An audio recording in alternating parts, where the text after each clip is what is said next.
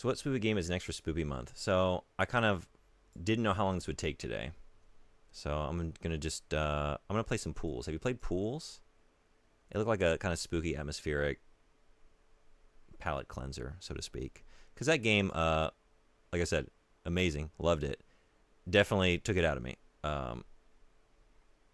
It was a little bit of a slog at times. You know, it's a game of, I mean, it's a 1989 game, and that's what you're playing. With all the frustrations and occasional like obtuseness that comes with that experience. Sweet Home, I wouldn't change it. I wouldn't change a thing, except maybe allowing characters to discard items wherever they want. That would really have helped me out a couple times. But yeah, stuff. I mean, more Resident Evil Switch streams on the way. I still want to play through the Silent Hill 2 remastered version just to see what that's all about before I jump into the remake, maybe in the next week. So I'm thinking I'm going to do some more night streams because it's very fun. I like playing horror games at night. Like night my time. And maybe I'll do mostly Silent Hill for those. And then we also have to finish Little Nightmares 2 for Silent Shelf. And then, Frederick, you also requested Soma. Since that's a horror game, thinking, let's get on that. So that's the stuff that's on the way. And I still want to play Illbleed. I feel like I got to play Illbleed this year. I've been trying to get to that game for so many years. Please let me know. Feel free to let me know if the volume is not good, too loud, or too quiet. I haven't tested it since I'm just pulling this game up. But yeah, let's do some pools.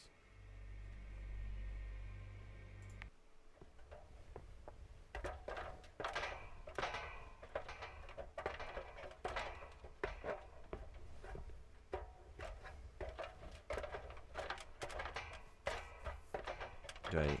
Oh, I just need to. Okay, initiate. Brew. Oh. Gotcha. Scared you. Scared you.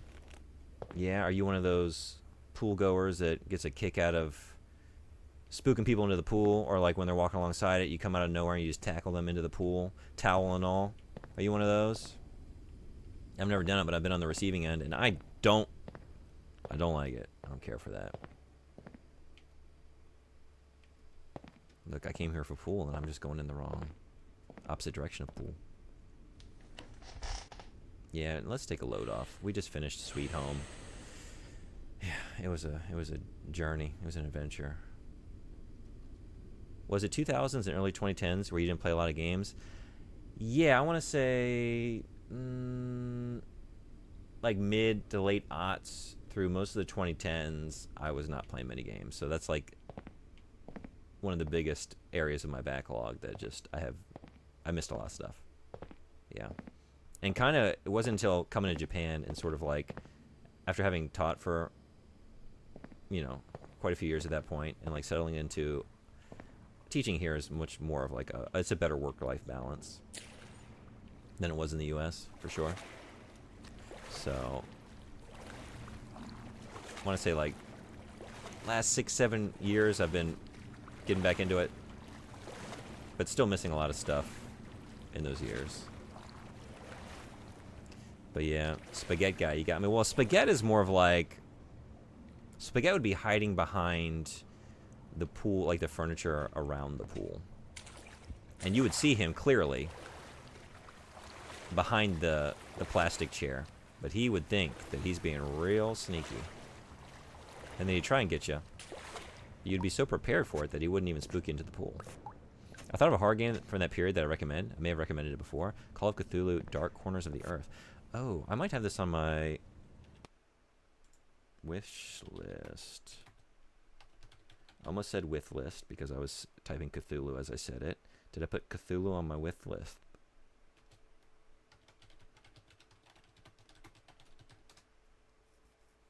I think I do, because I have been curious about this one. I mean, I see Cthulhu, I see Lovecraft, and I usually, it's like, oh yeah, at some point I'll check that out for sure. It's kind of already interesting me, just by virtue of being based on something Lovecraft, you know. You own it. I own it. Hey, look at that. We can play it since it is in my possession.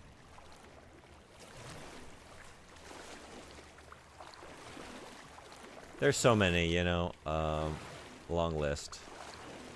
I'll put it on there. We're halfway through October. I might play some hard games into November. Because I also still want to... I didn't get to finish New Nightmare, Alone in the Dark. Because of that emulator issue. I couldn't get the second disc working.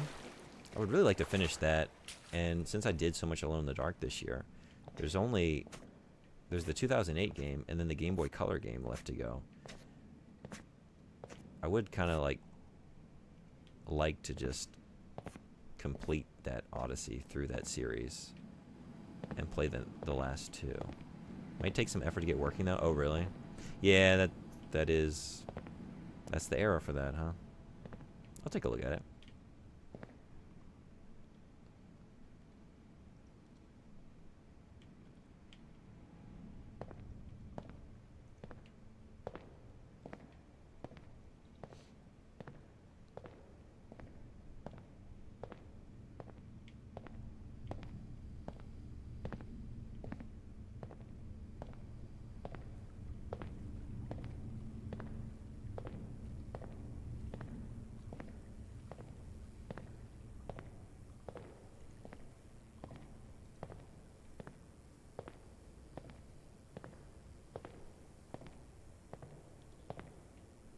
Oh, thank you. Is this some stuff to maybe help with that?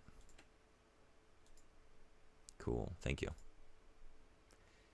Seems like the GOG version is better than Steam. Oh, got it. Okay. Well, you know what? Maybe I own that one too. Oh, shoot. What did I just do? Oh, no. Wait, what? Okay.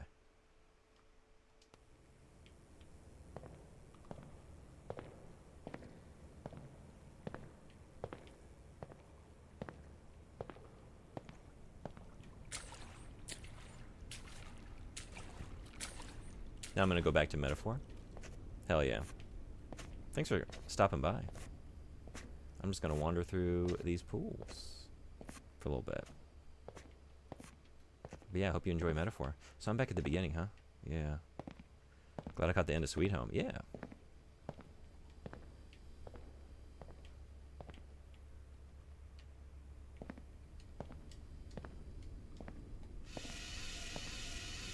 Oh, I can do this. Yeah, I guess I should look at all my mechanics that I have.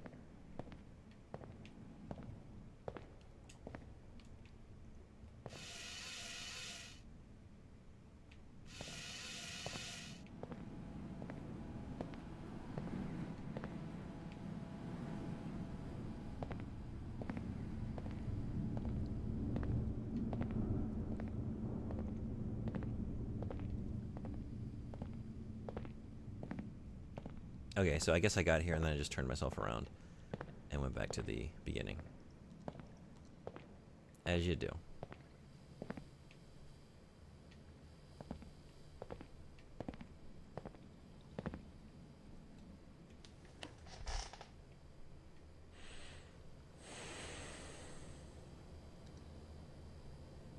Bullseye.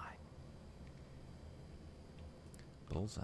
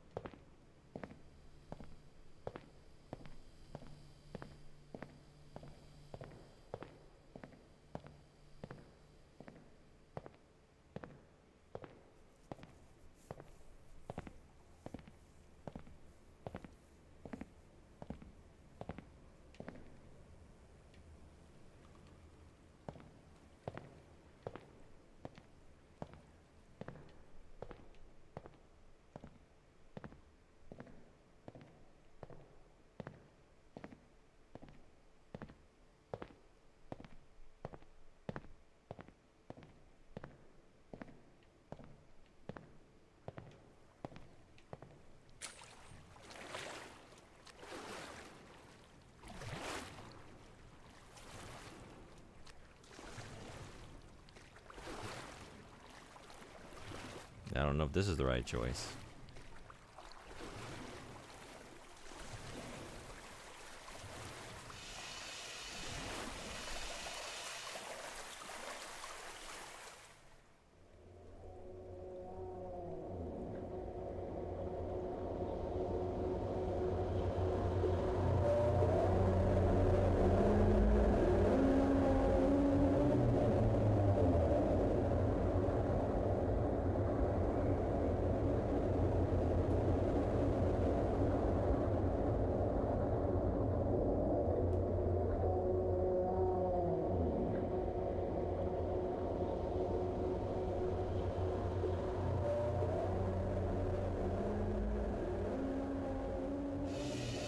Oh, I'm still...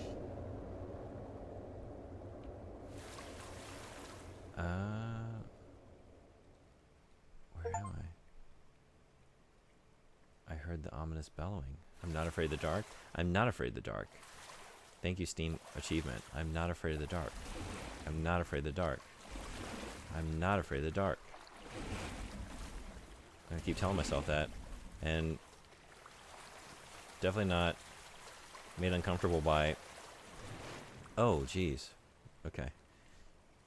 Yeah, being lost in a completely dark, enclosed space. Doesn't bother me at all.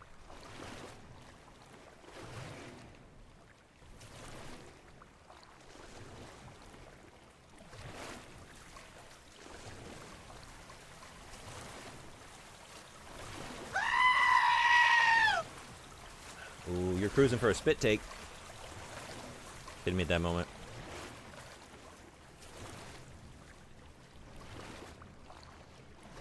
If anyone wants to know who peed in the pool.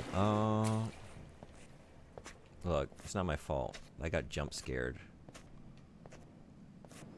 I got jump scared. That's my excuse.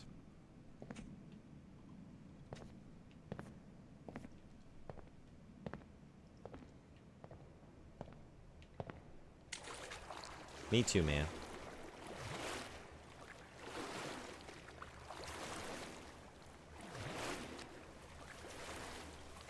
I don't swim in the pool. I swim in the ool. Because there's no pee in mine. No pee-pee in mine. We purred together.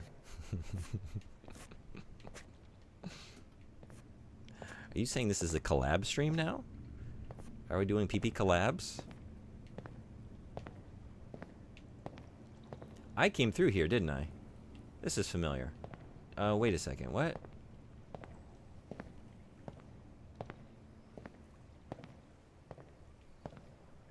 Yeah. No, definitely. Should I be, like, zooming in on these to observe them? But it just says no running. Definitely no running. This is the walking pace.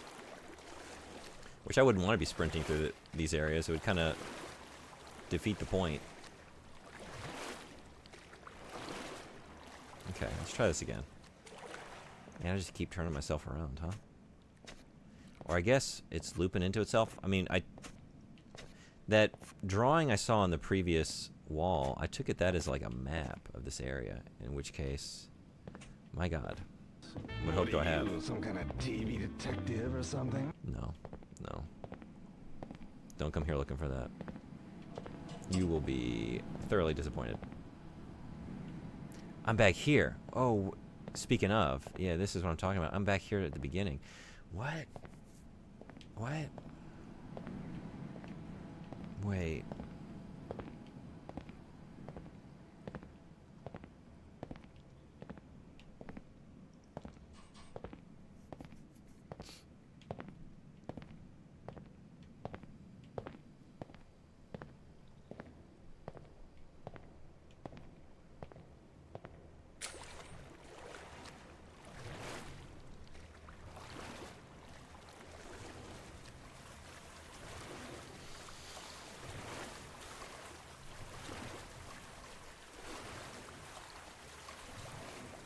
No, but this is, yeah, this is this one.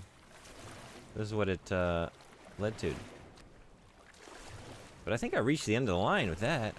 I don't think I can progress any more than I did. Unless I backed myself in. So I could keep an eye on the light. And then maybe use that as some sort of guidance.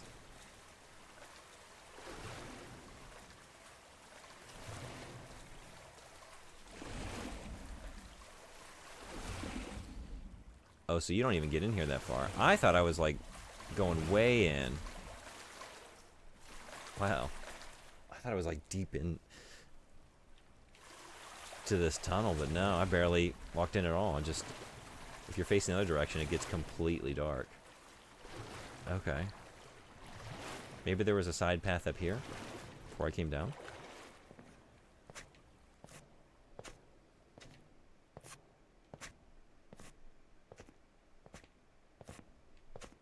No. Maybe.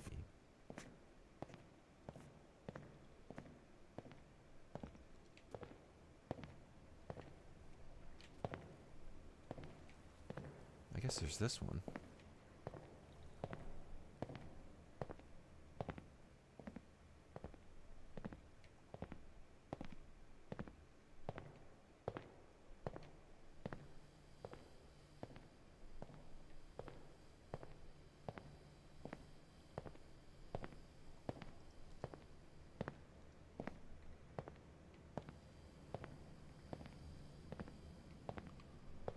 I'm back here again.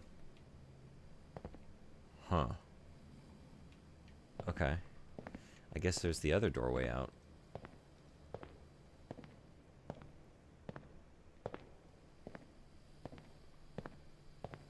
I'm also not clear, like, am I looking for something? Am I just looking? Or is there an exit?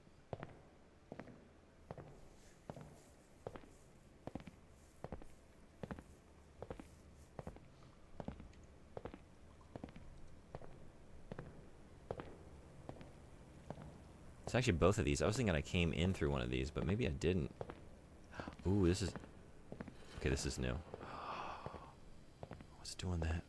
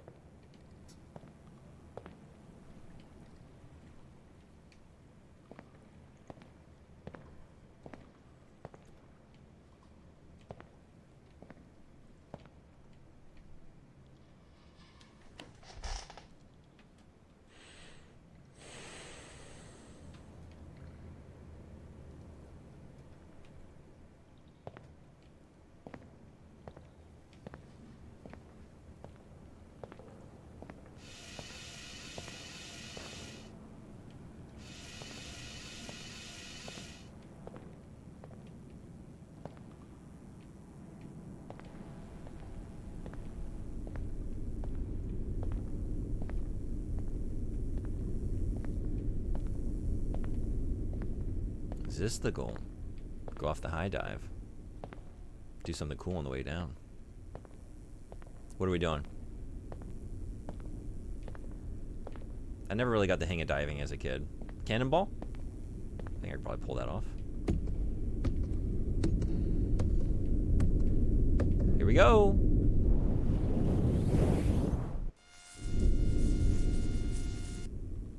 Or here we don't go. Okay.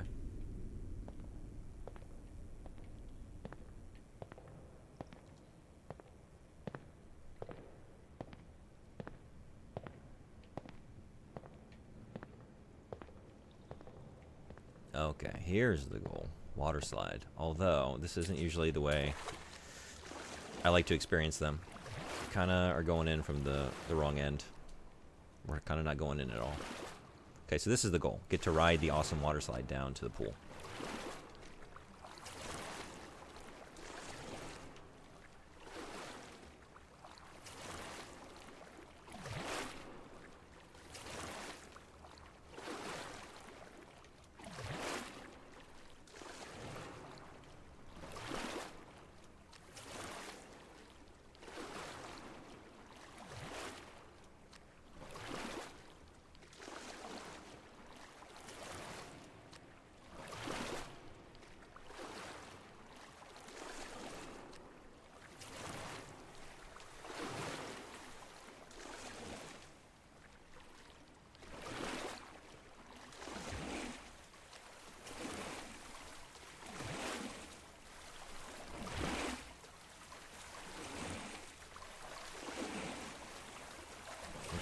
thought this was a dead end, but I couldn't quite tell.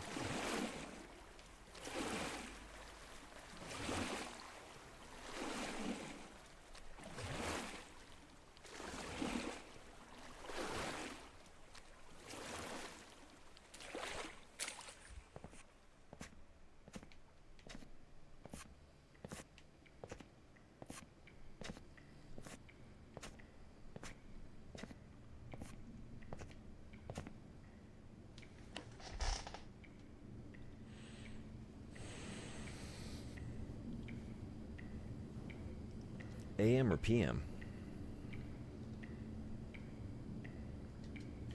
Which one's creepier? Pool at night, kind of creepy, but also pool in the daytime that's this empty, desolate. With sounds like that, also pretty creepy.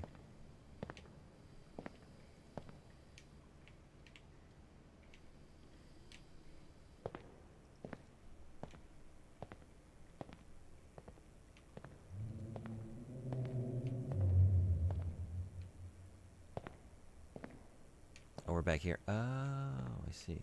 That was that. Okay. Or wait, no. Okay, which one of these have I not gone through? Maybe over here?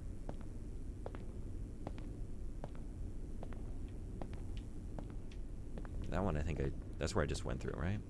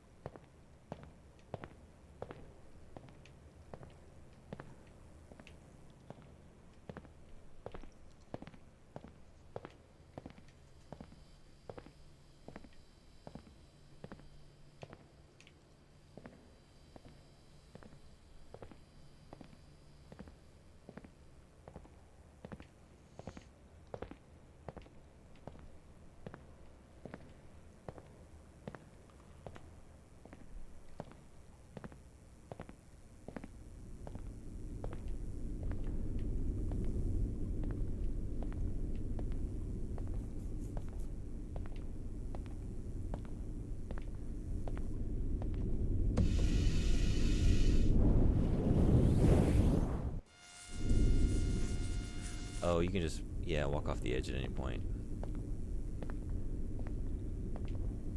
Okay.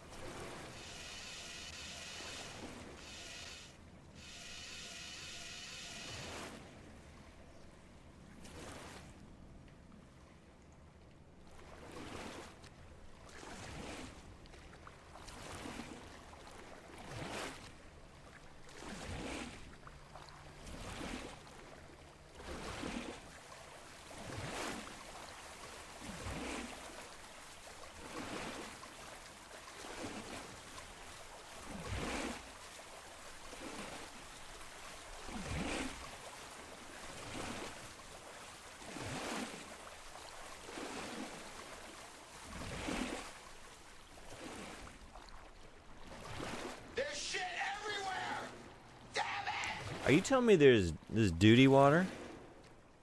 There's duty water? We already drew the line at no pee-pee in the pool. I don't even know what to say to someone who would even think about going poo-poo in the pool. Mr. Redda, how you doing? We just finished Sweet Home. So now we're just relaxing at a nice spa. You know, we're having some me time. Just relaxing in these wonderful, definitely not like anxiety-inducing, off-putting environments here. Just a nice, luxurious dip.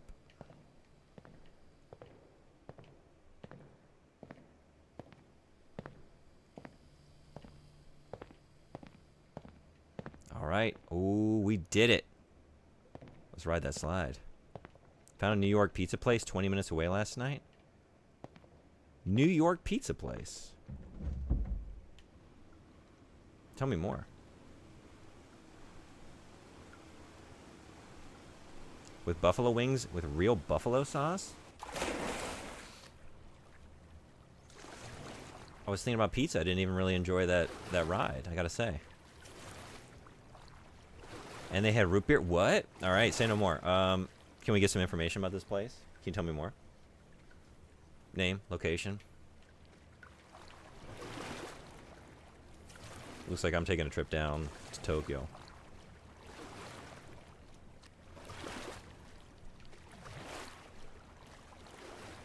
And we're talking like a proper New York slice. Big, floppy, foldable.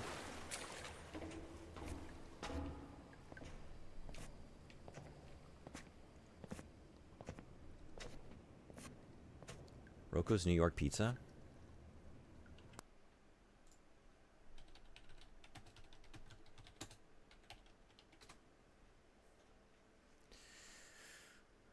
New York style pizza. Hell yeah. Thank you. In Kita City. Where is this? Okay. Nice. Actually, yeah. Like, from coming in out of Ibaraki, I usually do, you know, end up coming out in Ueno, so then it wouldn't be too far from there over to that area. Hell yeah. They serve it to you fresh and hot. Should burn my hand when they gave it out. Happiest I could be. Hell yeah. Hell yeah.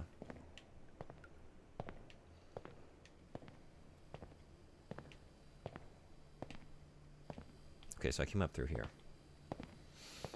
I gotta get down there. I haven't had good pizza in quite a long time. It's Slim Pickens up here in Old 47. Slim Pickens.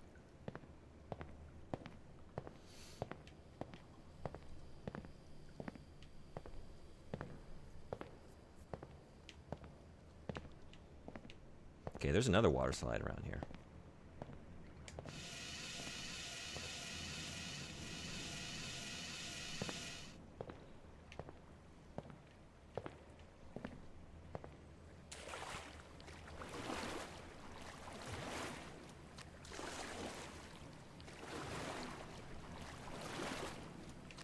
Can I ask what you got on your pizza?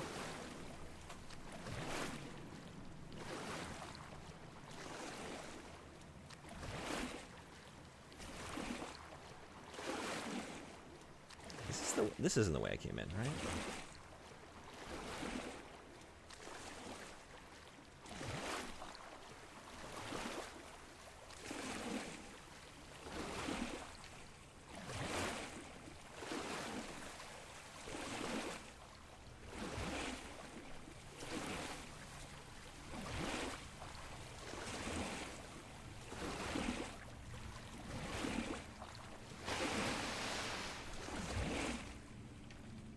Two pepperoni slices, covered in shaky cheese, as my mom would call it. Shaky cheese, I like it. Crushed red pepper flakes, yay or nay?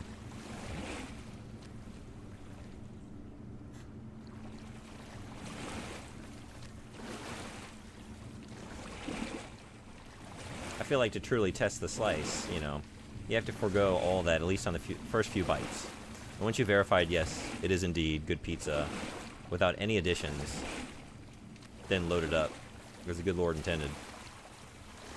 We got ads coming in just a minute. So, quick break for me, and then we'll keep waiting around down here. Hey, Pomporo-san, 来てくれてありがとう。仕事前にチラリ？仕事前にチラリ？あ、チラリはちょっと見るという意味ですか？聞いてくれてありがとう。今日は仕事ですか？ Playing the pool game, I see. Yeah. Hello again. PM, how you doing? Have you played this? I just finished Sweet Home, so that was a long adventure with some frustrations along the way. I loved it, but kind of took it out of me, so I thought maybe something low stakes, just wander around. But I am thoroughly lost in here, which is, I guess, the game. That's the point. But, 悲しいことに仕事です。残念ですね。仕事頑張ってください。So, yeah, we got some ads kicking off. So, I'm going to step away for just a minute. Let those roll. Be back. Keep wandering around the pool. So, see y'all in just a minute. Bye-bye.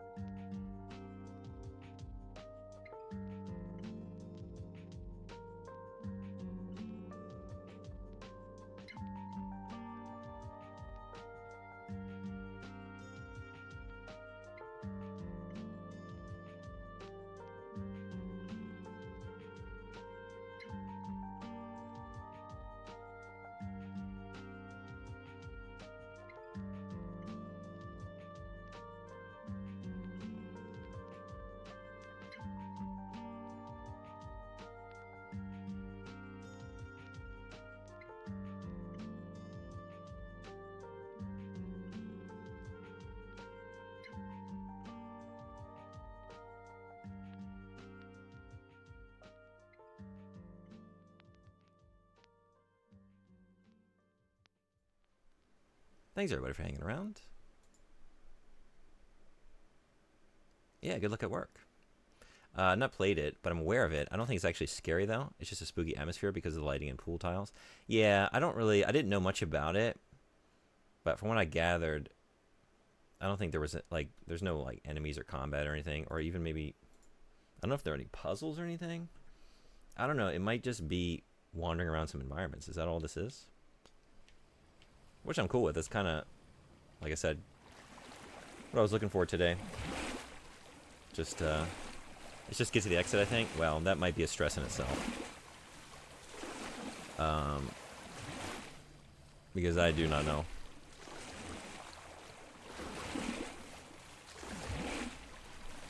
From whence I came. I'm very bad. I have a horrible, as you all know, sense of direction. Ooh, but this is new. This is new. Oh, exit. Look at that. Spoke too soon.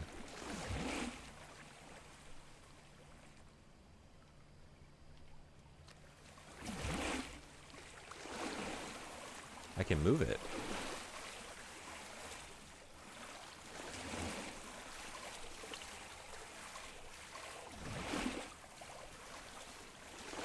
You come upon this, wandering around a pool like this. Are you creeped out by it? Are you excited by it? I think I would just want to climb on it. Right? That's what I'd be doing. Just climb on it. Ride it around.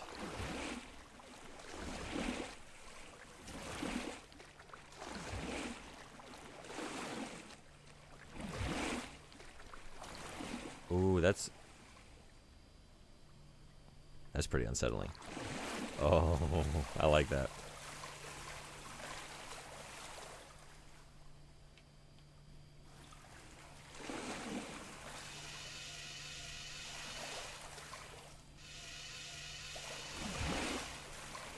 In a pool like this, I'd rather just get out. Whoa! Oh, I'm not. Yeah, look. Apparently, I'm fearless. I see the ladder descending into just nothingness with two hands grasping the rung of the ladder and then disappearing down into it. And I say, that's got to be my exit. Get me down there as quickly as possible.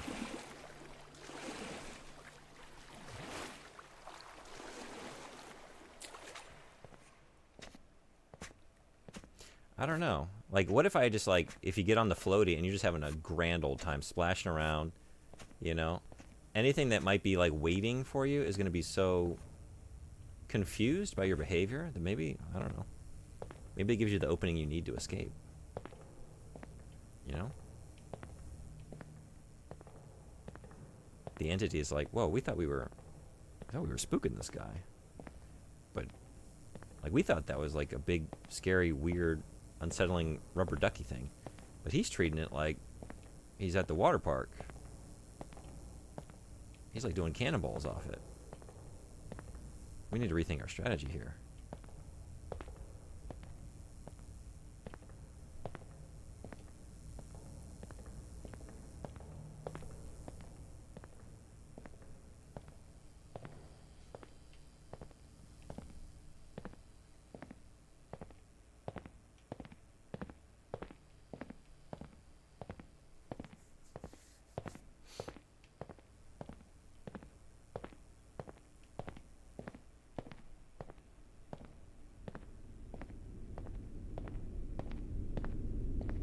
Oh boy. Yeah?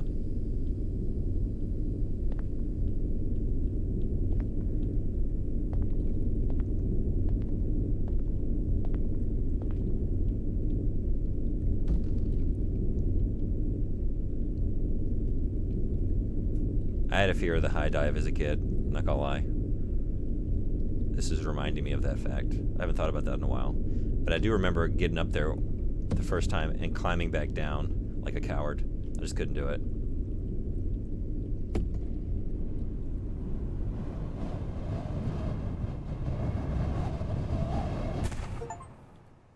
Chapter 1 completed. That sounded like a mission accomplished. Yeah, job well done.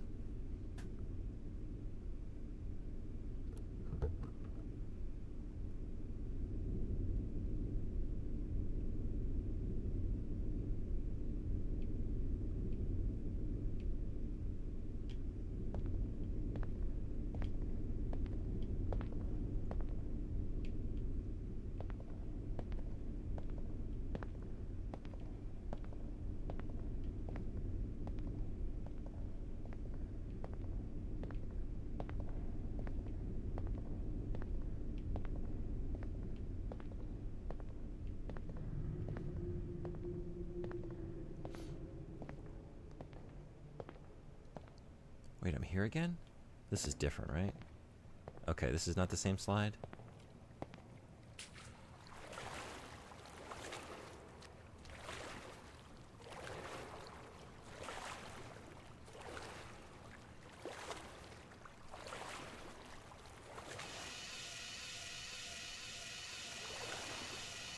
I don't know what I expected to see, but now we know. Now we know for sure.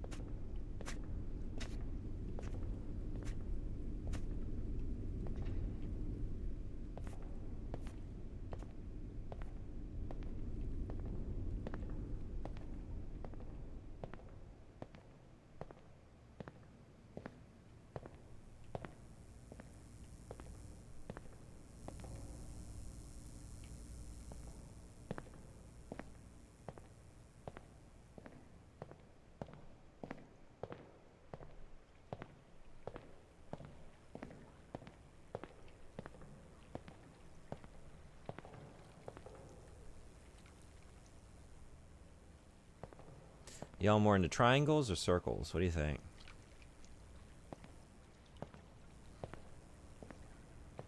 Circles tend to have more functional uses in this world, but I do love me a good triangle. And Mr. Red Eyes got me... Mr. Red Eyes got me thinking about pizza slices. But of course, pizza pie. And yeah, I guess I'd rather have the pizza pie than the pizza slice. But then, if I can't utilize a triangle, that means I can't cut it into slices. So I just gotta pick up the whole pie and try and eat it that way. What's the best strategy in that situation? Just a singular fold?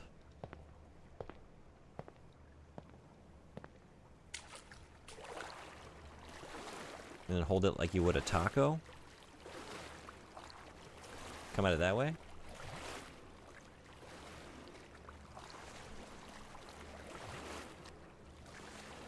This side looks gnarly. Look at that.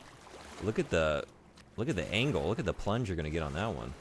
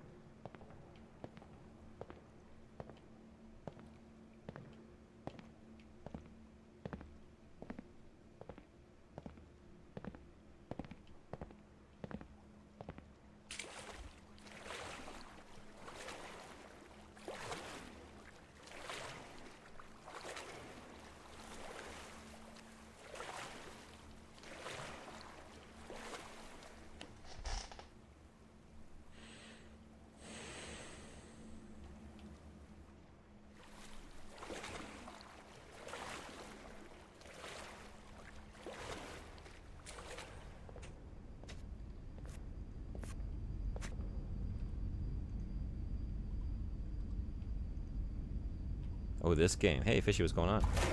You know it? Oh, I expected to. Yeah, that's what I expected.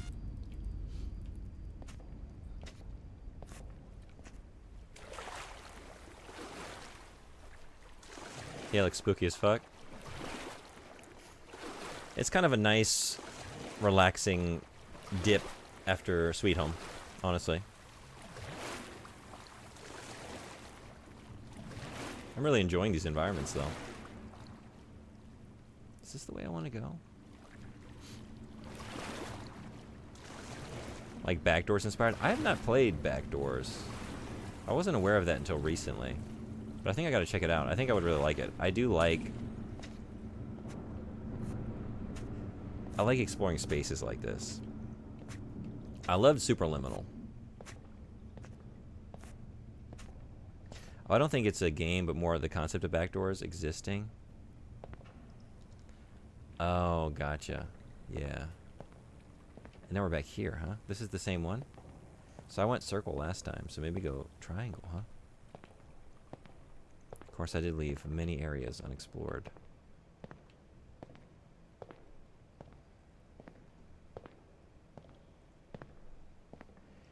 Unless there's a game called Backdoors. I thought so, isn't there? Is that what I'm thinking of?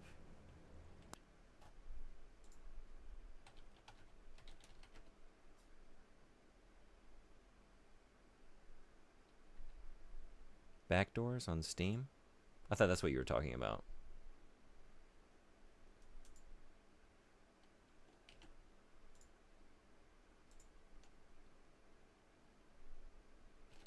Is this what you...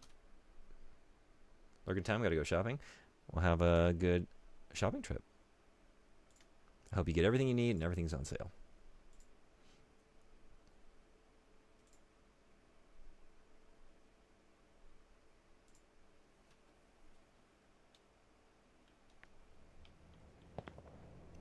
Whoa, what's going on with this one?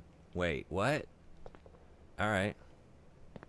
There's an animation that's a bit more interesting, I think. Really? I'm in, if you want to share. That's a gnarly one, but that's gonna...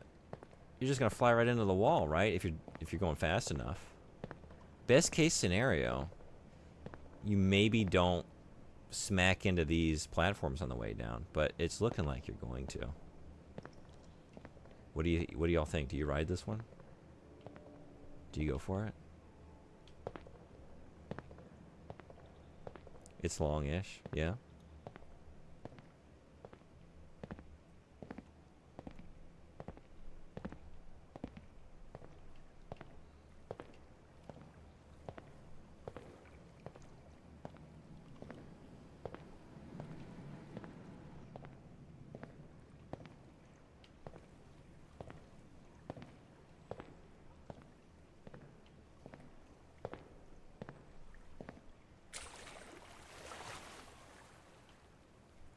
We're not going down this way.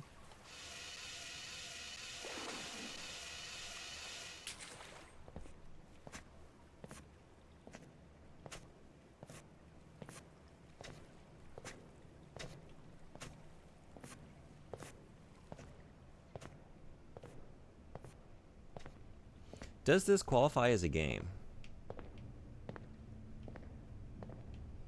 That's what I'm thinking through right now. And I don't have any, like, I'm not coming at it from, like, a gatekeeping perspective.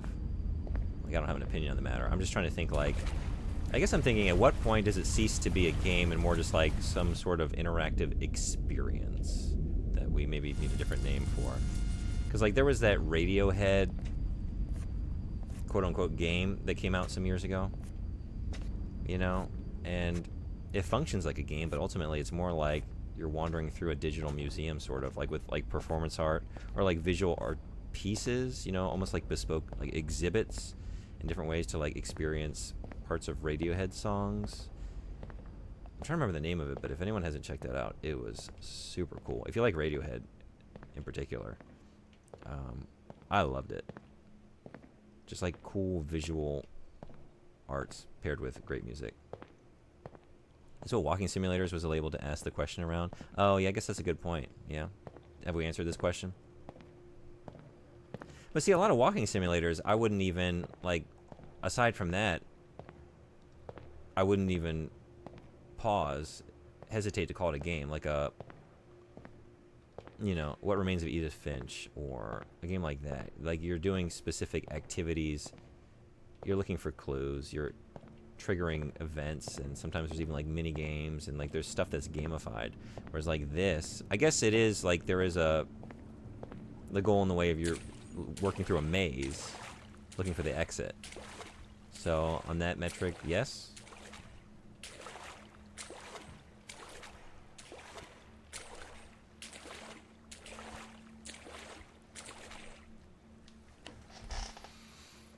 And I guess that's what the difference is, because like I don't think of that Radiohead thing as being a game, because I could just like wander around this almost museum of sorts and experience things in any order, and there was no ultimate goal. I could just leave whenever I wanted.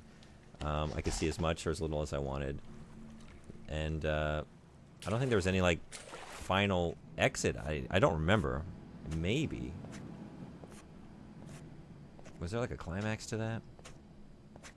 Not really. A lot of people who love fart smelling insist that games can have zero gameplay and still be games, but there was no real conclusion on it. Yeah.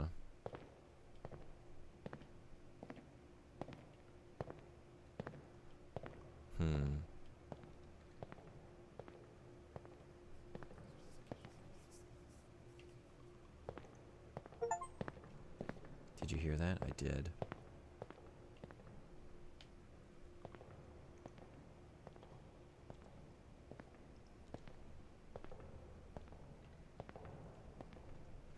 Ooh.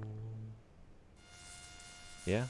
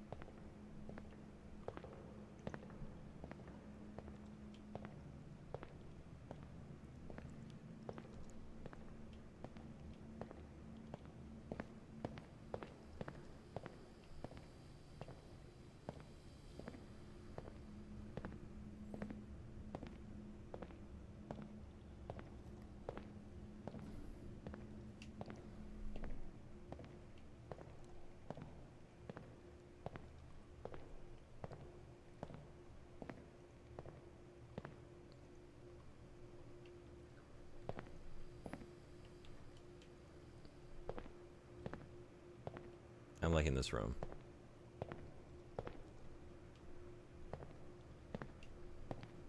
Certain objects. I think it's certain objects that just remind you of humanity specifically, right? Like walls of, like, this is all built by humans, right? But I don't know, just like a lock or something that needs to be utilized to have any function, and absent any usage, any people that might use it, or any objects that could be stored within it, they take on that, what's even the word for it? They just become strange in the absence of people, right? More so than some objects seem to do it with more immediacy than others. Really, my only objection is that if I get bored after I realize what's going on isn't going to lead anywhere, then I want my money back, which these kinds of games always conveniently push after Steam's cutoff point. Yeah. Yeah, this one, I was curious enough. Like, I knew what I was signing up for, largely. I don't play a lot of walking simulator games. It isn't a favorite genre of mine for sure, but sometimes, if the environments look interesting enough, I'm willing to jump in. But yeah, I guess as I'm playing this, I'm thinking, like, would this be improved if I were doing something in these environments?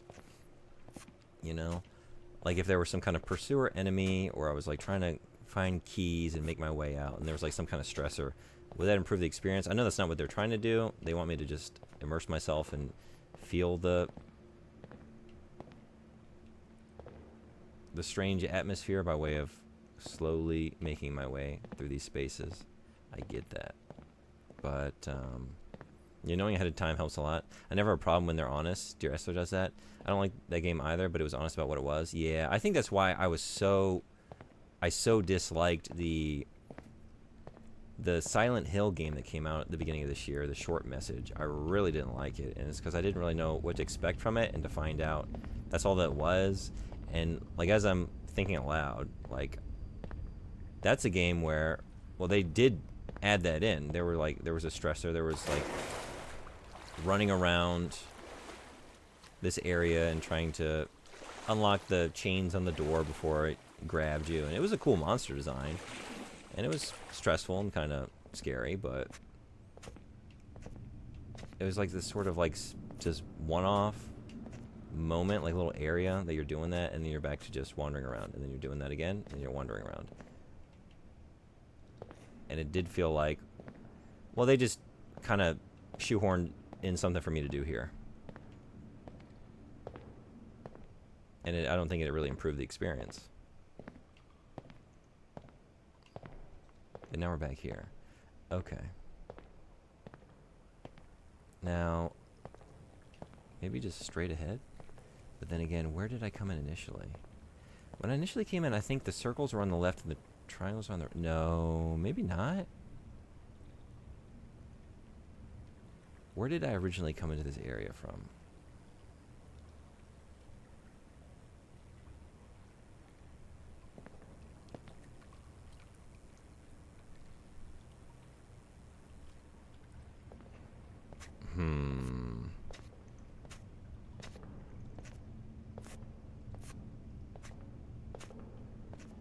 It might have been through here. Is this going back out?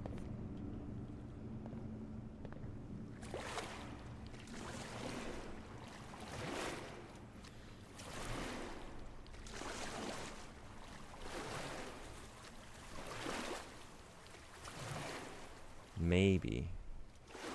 So there's that slide again. Gone Home was one that tried to lie about what it was? Oh, really? I don't think I know that one. There's only a few I can really reference with any, like, great degree of knowledge, because I haven't played that many, to be honest. Thank God the honeymoon on that game died? Oh, yeah? Gone Home.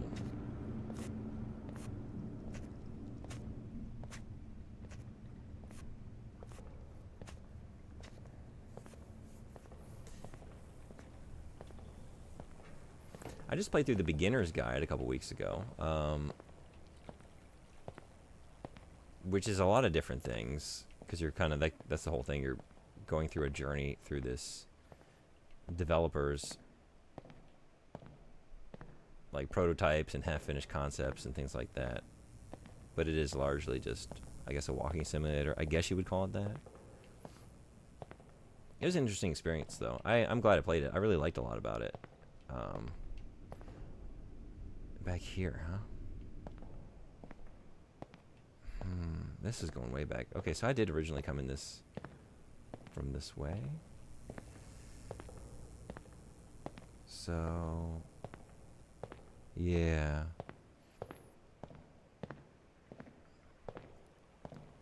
The game that portrays itself like it's a ghost story tries to build itself up like a ghost story, but there are no ghosts. Turns out your little sister has run away from home. That's it. Interesting. Okay.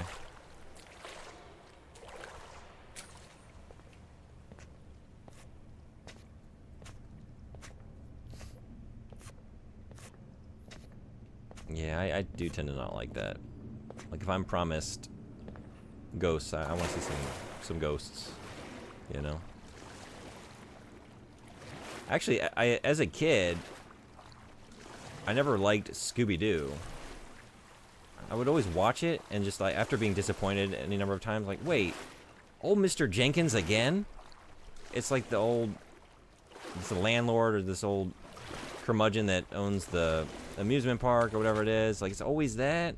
It's never an actual monster. I was always disappointed by that. I always wanted the ghosts to, like, I wanted them to actually be finding some real ghouls and ghosts and stuff, you know?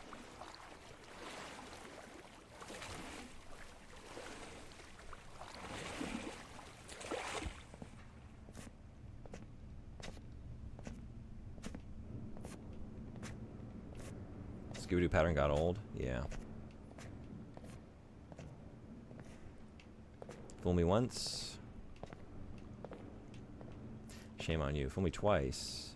Or thrice, or many times. It was in syndication. I saw it a lot. Even when I wasn't really into it, I did watch it. Okay, so now I'm back here.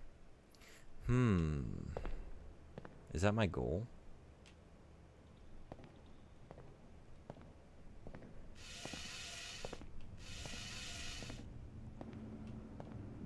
Can you go up the side? That's what I'm trying to... I'm wandering around to see if I can find a way to that ladder, because right now it's sort of like cordoned off. I need to get down there to come up those steps. So that was my original goal. Yeah, let's see if... I feel like back in here somewhere, I've not gone down any number of hallways that potentially lead down to that.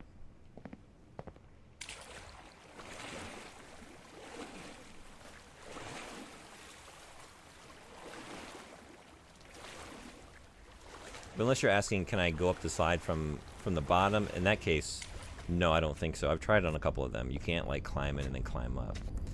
Okay, now going down here just warps me back up. We can't go down.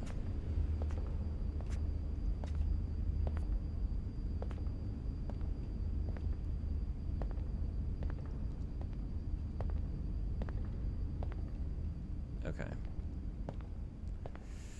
Can I go in here? Oh yeah, I forgot. System Shock 2 runs great. Blocky as hell, but no issues. Hell yeah, glad to hear it.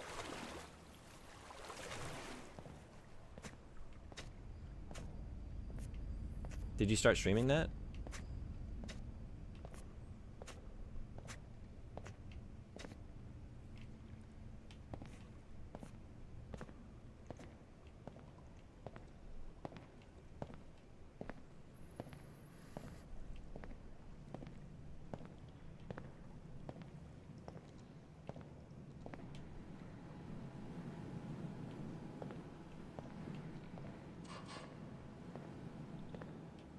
Okay, this is new, I think.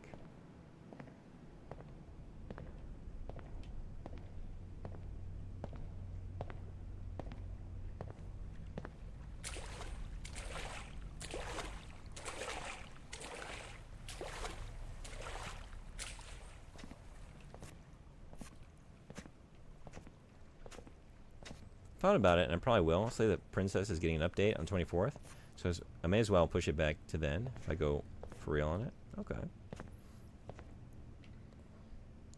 Okay, I've just done a loop, which I thought I was doing, but I was kind of just entranced with this area over here. I just had to come see what it was all about. Not sure why. Yeah, just something about looking at this striping across the tile here. Maybe over here?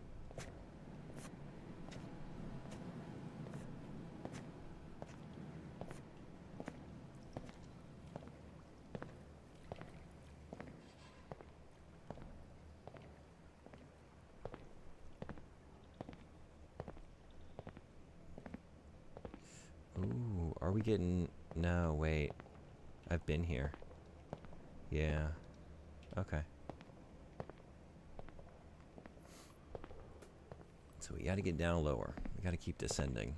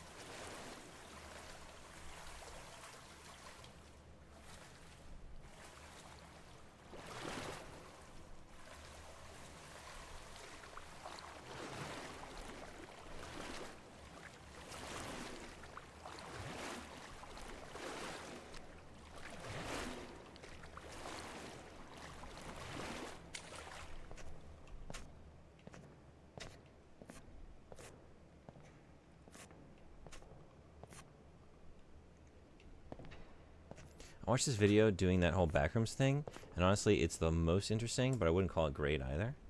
Let me pull it up. I'll take a look. Thank you. Cool. I'll check it out.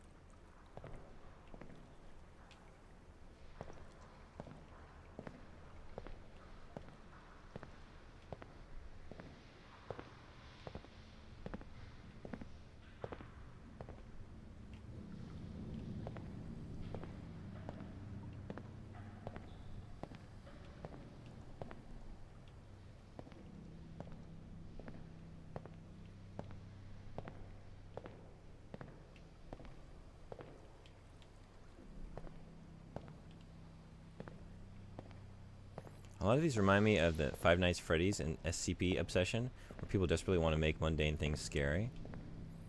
I have no real context or like experience, knowledge about Five Nights at Freddy's. The SCP, it's been a while, but I really enjoyed reading a lot of those when I first encountered that. And I loved Control and a lot of the lore in Control. Use that as inspiration. It depends. It depends on, I guess, how well it's done.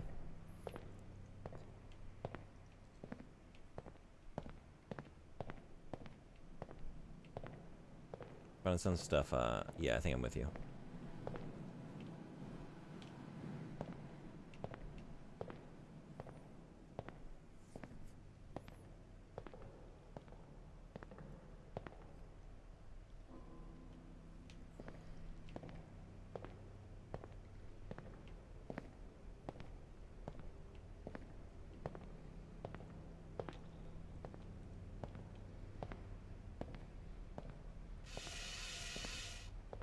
There's aspects that are cool. They tend to devolve into weird porn and then I pressed the play button, but it didn't play. Oh, yeah. We're going down here.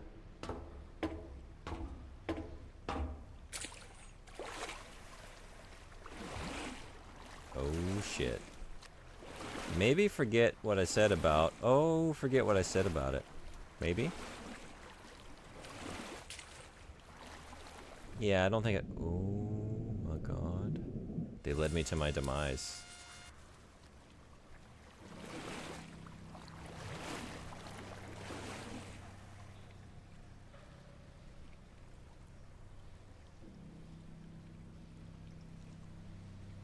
Like this kind of stuff always really scares me, unsettles me. The idea of just, and the less I know about who's responsible, the scarier it is. Just like traps left for people, like in abandoned or like in abandoned places or out in the woods specifically, because I grew up in a very rural place and spent a lot of time in the woods. A lot of that stuff kind of hits on that level. Like I've just been out there and I go hiking all the time, you know? So it's like a place that I am in a lot. And when you just hear stories about weird shit that people encounter, especially in like American national parks. I don't know what the situation is in Canada. Down here, we only float. I don't float, apparently. I just went right down to the bottom.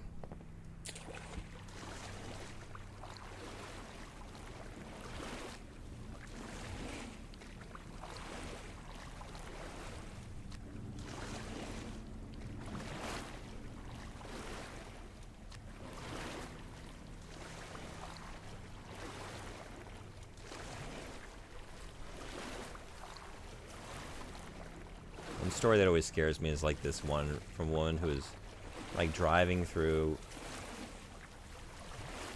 some just real backcountry roads in the middle of the night, trying to get to like a cabin where some friends were staying.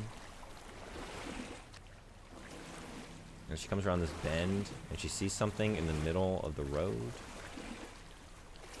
So she slows down, and then she's trying to make out what this object is, and she realizes it's a baby. And it just like really startles her and like throws her into just sudden confusion. Like, why is there a baby out on this country road in the middle of nowhere? I haven't seen a house or another car pass me for miles and miles. It's totally black. There's just a baby here in the middle of the road. She stops the car and steps out and then realizes, like, as she's walking up to approach to it, well, it's not a real baby. It's a baby doll. And then there's like a tether, like a thread or like some kind of line tied around its neck leading deep into the woods. And like things like that. And like that's where her story ends. Like, well, I just got back in the car and just like booked it out of there. And nothing happened. But like, honestly, that's almost scarier. Like, what is responsible for that?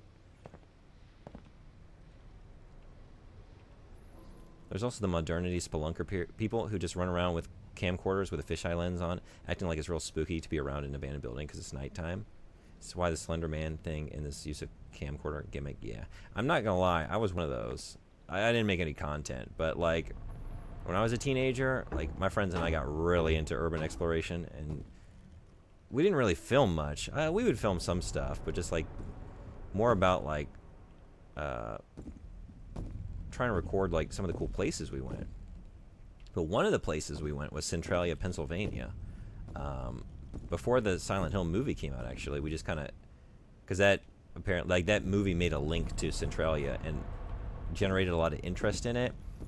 And then, you know, YouTubers making videos about it, and then it just got like swarmed with people. And I never went back after that, but my friend went back and said like all the stuff that we saw there was just like, eventually I think they closed it, and I think even like pulled out some of the stuff that was there, but and it got all like tagged up even more than it had been. Like there was some vandalism when I was there, but at the time it was like this really cool, like if you don't know that place, there was some kind of like, I don't know if it was arson or something lit the coal like the coal mines underneath this town on fire, and because they're full of coal, they're just going to keep burning for like decades and decades. So most of the town evacuated. Like we got up there and there was actually like, I think we went up on a Sunday because I remember that like the local church still had like a kind of full parking lot. So like there were people living around there, but just finding like the old stretch of highway that had been closed off, and it's just like this twisted stretch of asphalt all like cracked and like smoke plumes pouring out of it. And it was very cool. I felt like I was walking through like the post-apocalypse, just walking along this road that like stretched and twisted and cracked. But I think they pulled all that out just to like get people to stop coming up there to look at it. Ooh, what is this? What was that?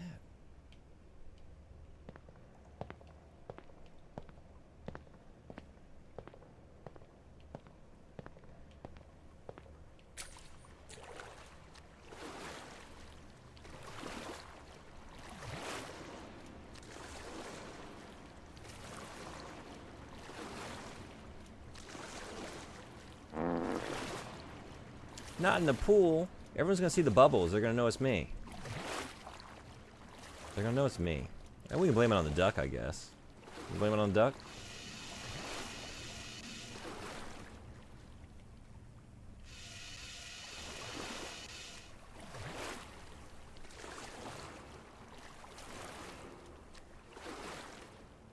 There's shit everywhere! Damn it! Duty water strikes again.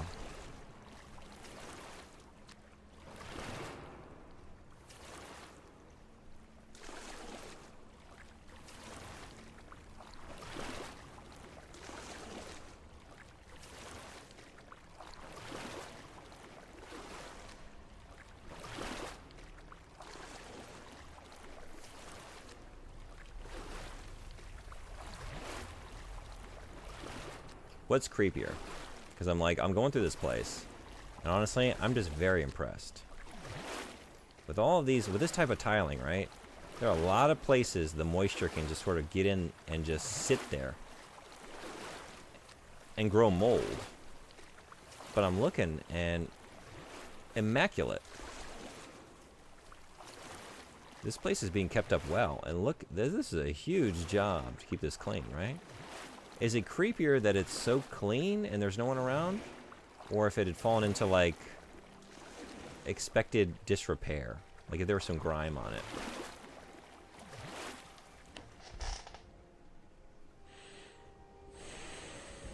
Which is creepier?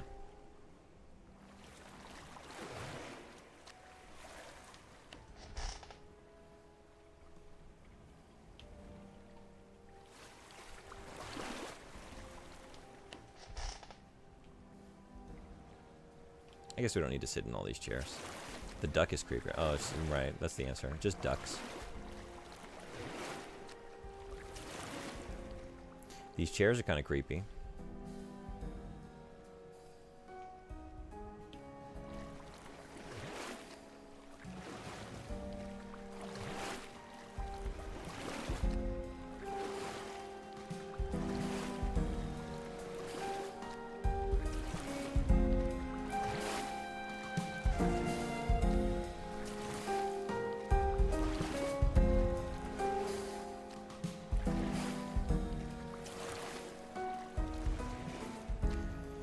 There's a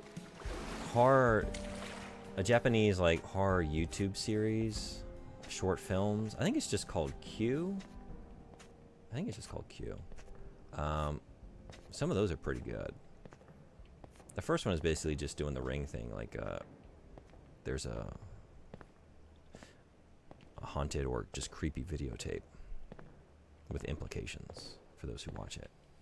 But one of them, the one that sticks out to me, is like this couple that like it's found footage of their video camera as they like were walking along the beach and then found this cave, and they just keep finding these weird rooms in this cave, and they get lost, and like the way they came in seems to like change behind them.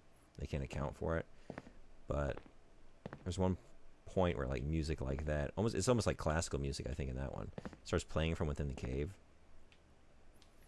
We're just like finding these evidences of civilization, these artifacts from the world outside deep within this cave system, but no other reason why they should be there. It's very creepy.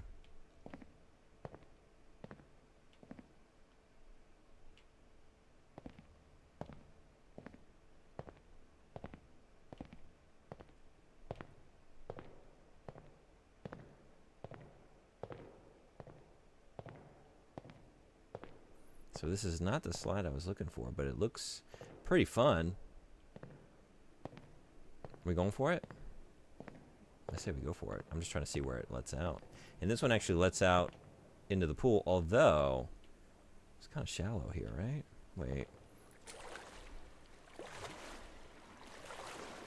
Although I guess the pool, like where water slides let out, usually aren't too deep, right? But we're going to be picking up some serious speed on this one, I would imagine. Yeah, look at this.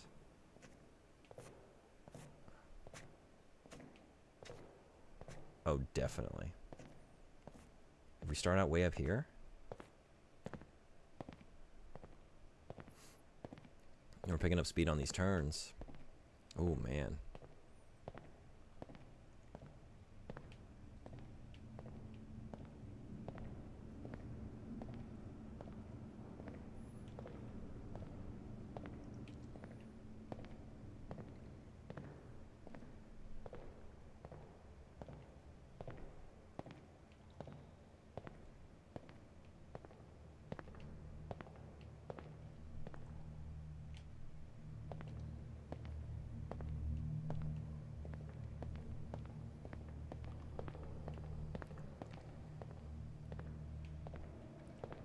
Hell yeah.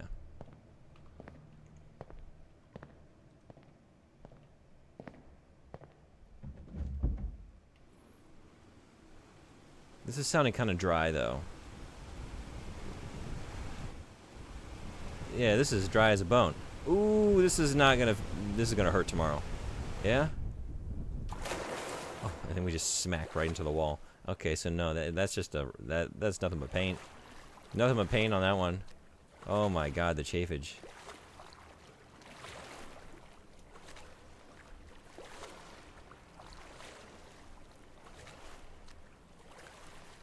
You gotta wet these slides. You gotta wet these slides before you do that.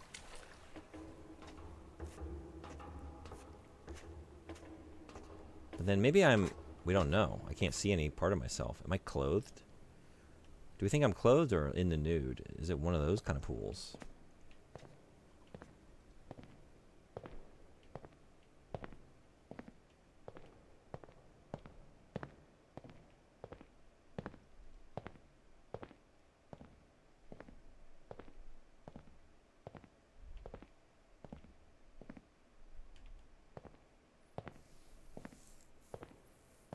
I don't know if this is the way that I should be going.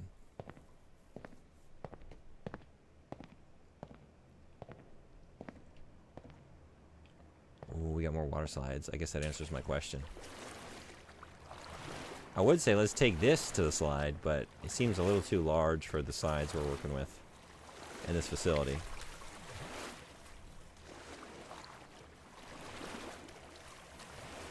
What's everyone's preference? Do you like a water slide where it's just you, just the human body getting funneled down through the slide, or do you like the big wide ones where you take the tube down? I think I'm going for the inner tube. Because some of those slides can get pretty elaborate, pretty wild.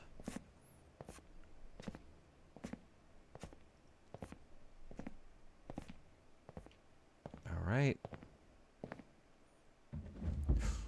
This one's also sounding pretty dry. Chapter 2 completed. Oof. And now we're in Chapter 3, the quest for ointment. Something to put on these slide burns.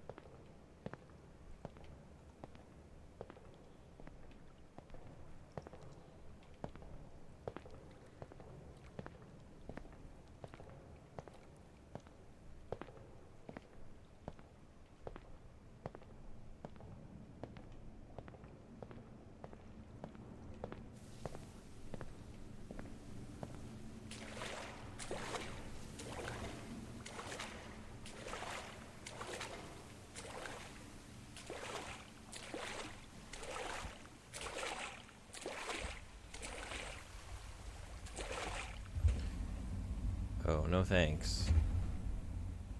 I'm not a fan of the sauna. Yeah, no, get me out of here.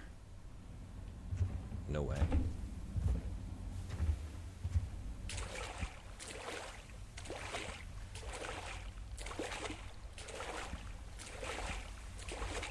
I say that, and yet, here we go again.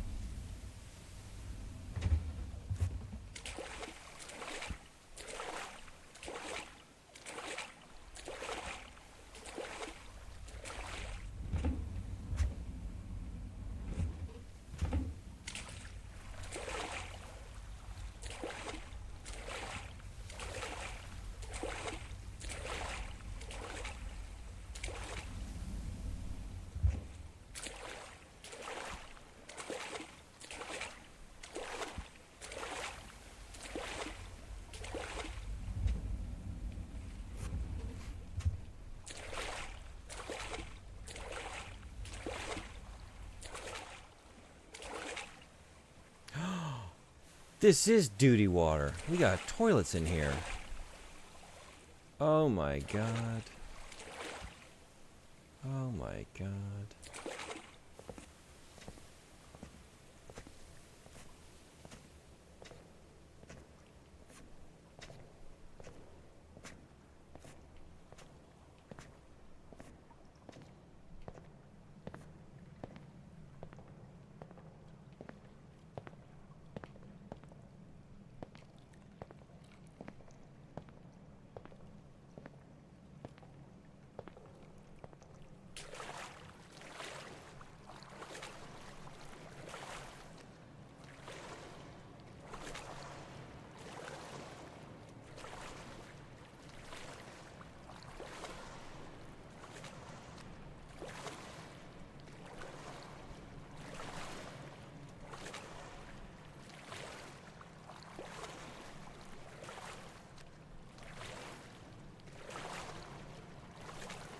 I guess I could see there's nothing here, but I just had to.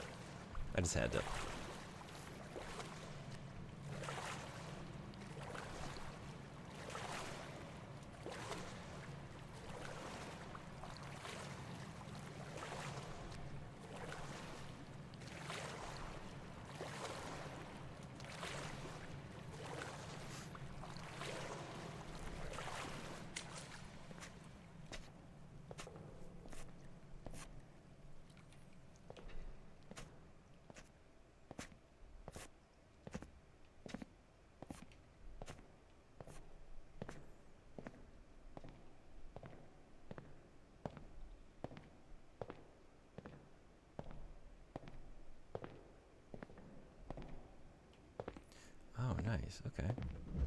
Short and sweet. Yeah. That's all you need.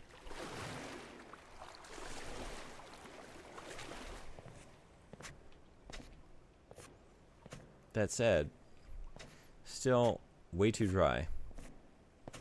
All these slides are way, way too dry.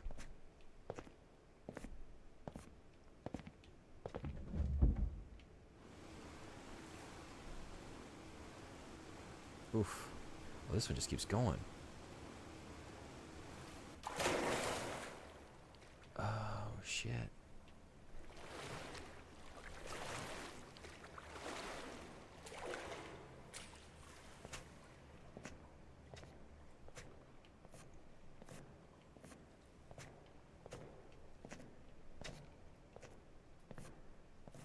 Got ads in a couple minutes.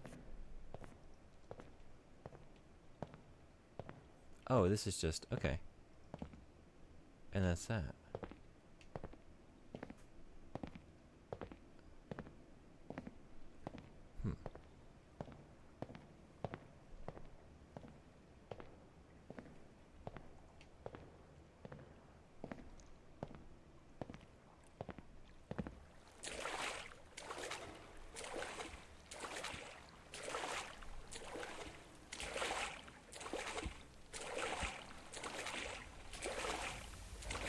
And then I came through here. This is where I came through initially, maybe? I remember that toilet for sure. And then I went up here. Right? So, yeah. Yeah, okay. So maybe this one?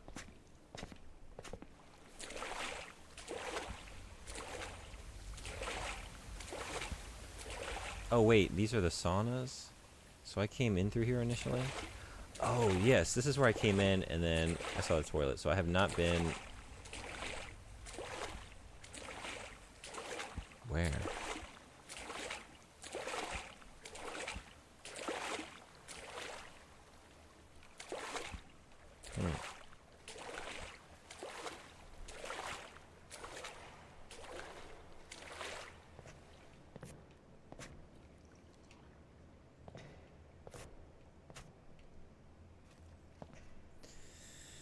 Maybe take a rest here while the ads are rolling. It's commercial break time, so we're just gonna sit back, relax, and watch some advertisements for a minute or so. I'm gonna play for a little bit longer after the break. Maybe not too much longer, but maybe try and finish this chapter and see. I'm kind of curious. Like, if it just keeps being the same thing, this might, I don't know, become less interesting. I'm still enjoying the environments, but like, if there's no, like, I don't know, even like giving me a flashlight and turning off the lights and having me wander through these areas in a different way, some kind of variation, you know, it's becoming a lot, like, kind of samey. That's kind of where I get at it. Yeah, I'm wondering. I'm curious, like, is it going to change it up at all? Maybe get to the next chapter and just see. Anyway, back in just a minute. See y'all then.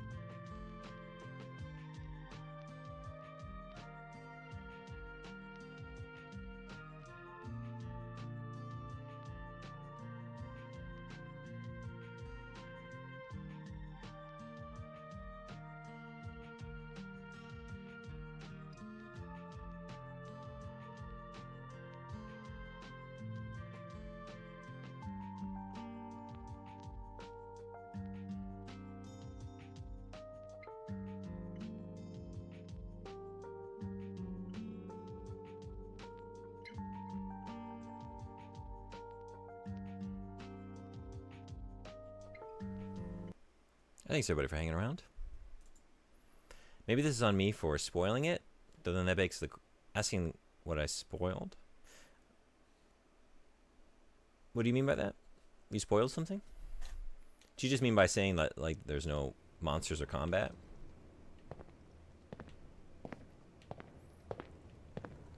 Because if that's what you mean, I guess I didn't know 100%, but I was pretty sure that that was the case. Yeah, I don't know. Would this game be improved if I thought that I might run into something at some point? Like, there would be that stress to add to this.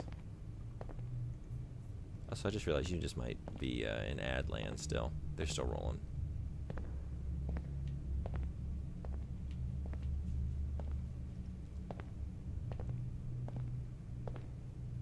I'm never in ad land? Oh, okay.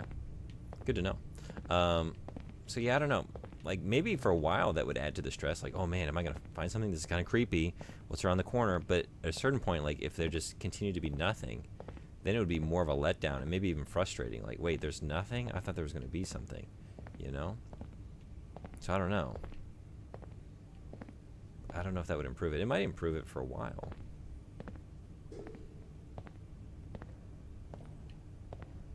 But I think I knew enough just to know, like, no, it's more about just exploring the spaces.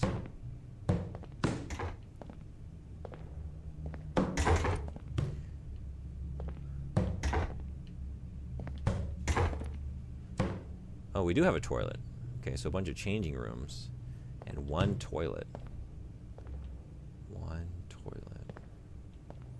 I guess two. The other one is in the pool.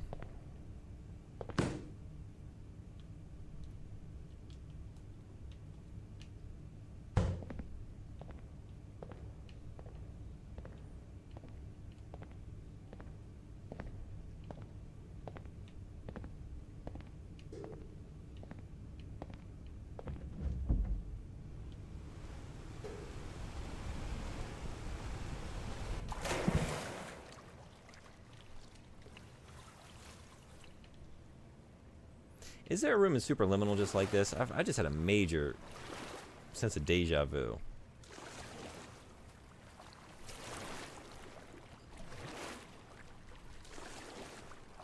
I think there might be.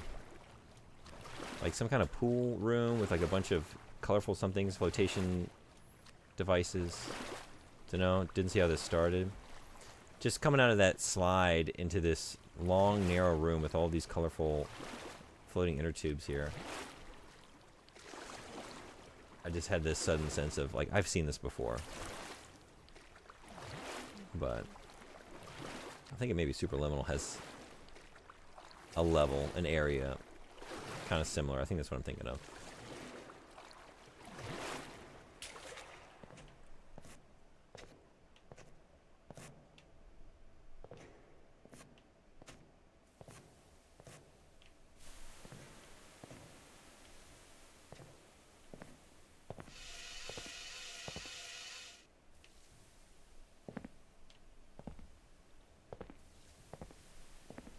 You ever heard of a game called Receiver? No.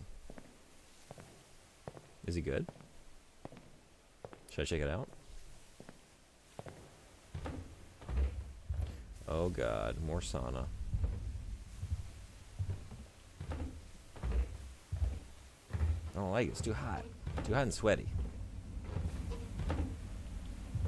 I know, that's the point. That's why I don't like it. It's interesting. Horror in a sense, I guess. Really? Receiver, huh?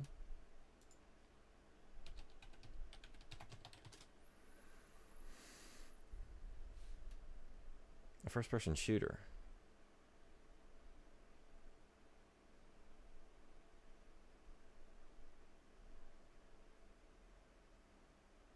Looks interesting. I'll take a look at it.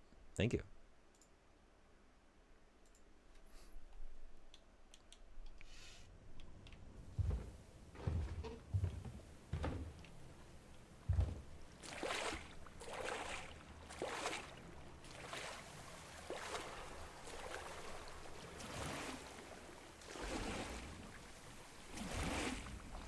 Ooh.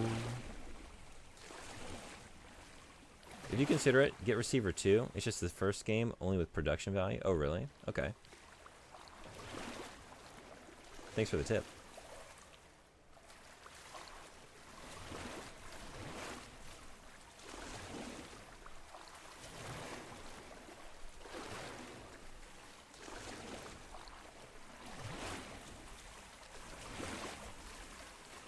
Another toilet? Deep down in the depths.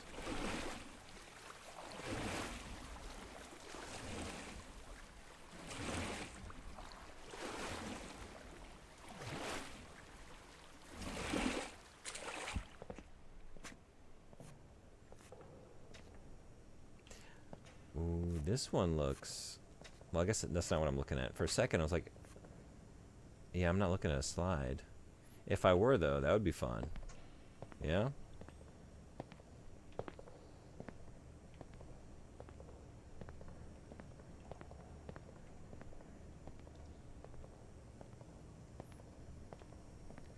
Yeah, see, this is what I need. More like fucking with my perspective. Or, I don't know. Like having the environments lead into some weird, surreal thing that only a game can do. You know? Like, yeah, you can only explore a place or a space like this in a game. So I get that. And just by nature of it, like, I know they're not trying to get too fantastical.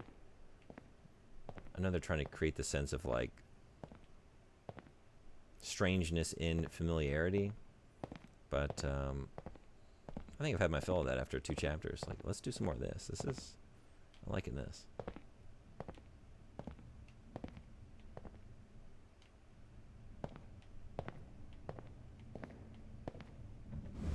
Woo.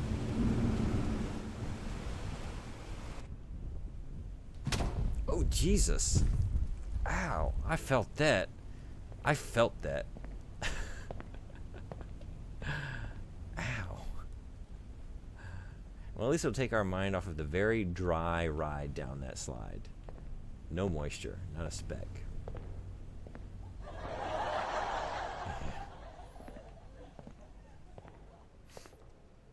Mm.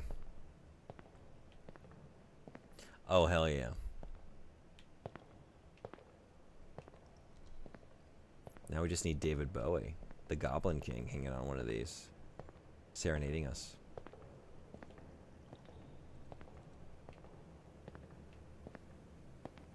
Reminds me, I chipped my tooth slipping in the pool. Tried to pull myself out. Slipped, landed tooth first. Ouch. Ooh. That's rough. Dark Souls looking area? Yeah? My connection is the movie Labyrinth. Y'all ever seen Labyrinth? It's one of my favorite. I was going to say childhood favorites, but no, just a favorite movie. I love Labyrinth. I enjoyed it as an adult. Not an ounce exactly. It was only a corner. Yeah? Okay.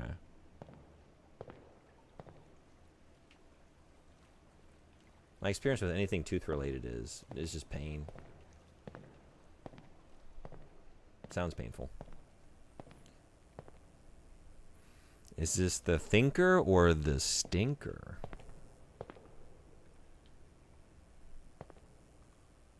Buddy, you gotta lift the lid first. You are in for a messy time the way you're doing that. Messy time. And we got some voyeurism up here. What are you doing? Yeah. I don't like this room. I don't like what's going on here. None of this is right. The hemorrhoid. I don't know. It's like that level of lamentation. What do we think? Is this pre or post?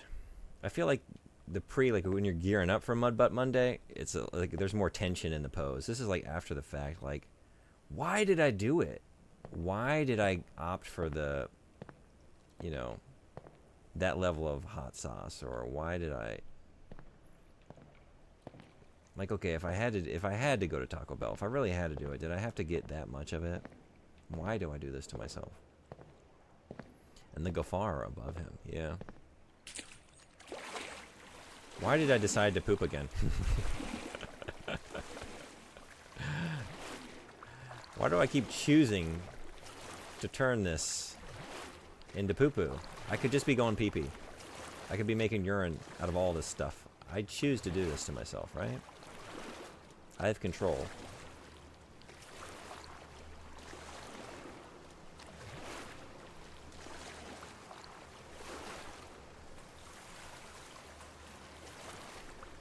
Man who only had 3 poos in his life. Again? I thought I was done with this. I thought it was like the chicken pox. I thought you did it once in childhood and then you were good for life. There's always an ordeal. He can't understand why.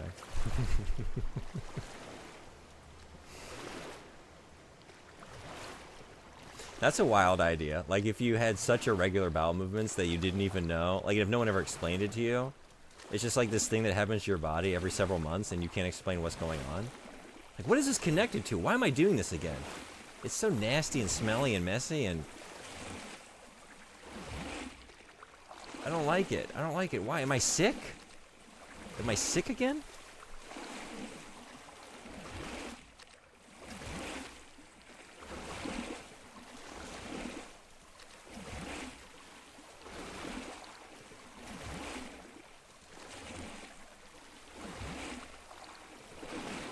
How infrequent does the BM need to be before you just, like, absent any, you know, health education, you don't even connect it to the digestive process?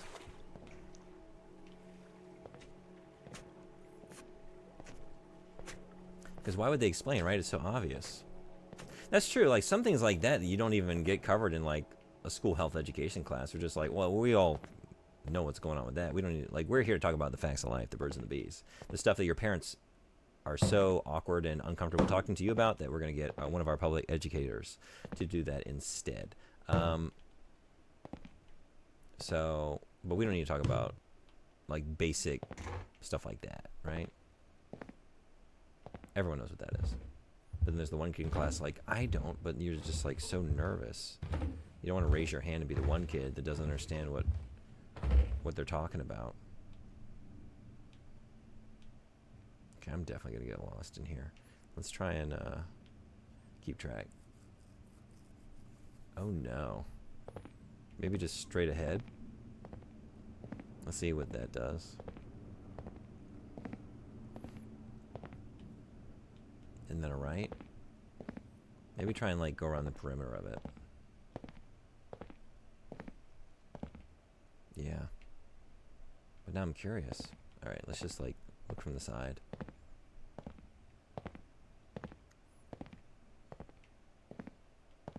These are some very cool areas, very creepy. I don't know, like, I keep going back and forth on it, but, like, maybe if this, yeah, if we had, like, a game or something built to make use of these areas in some way.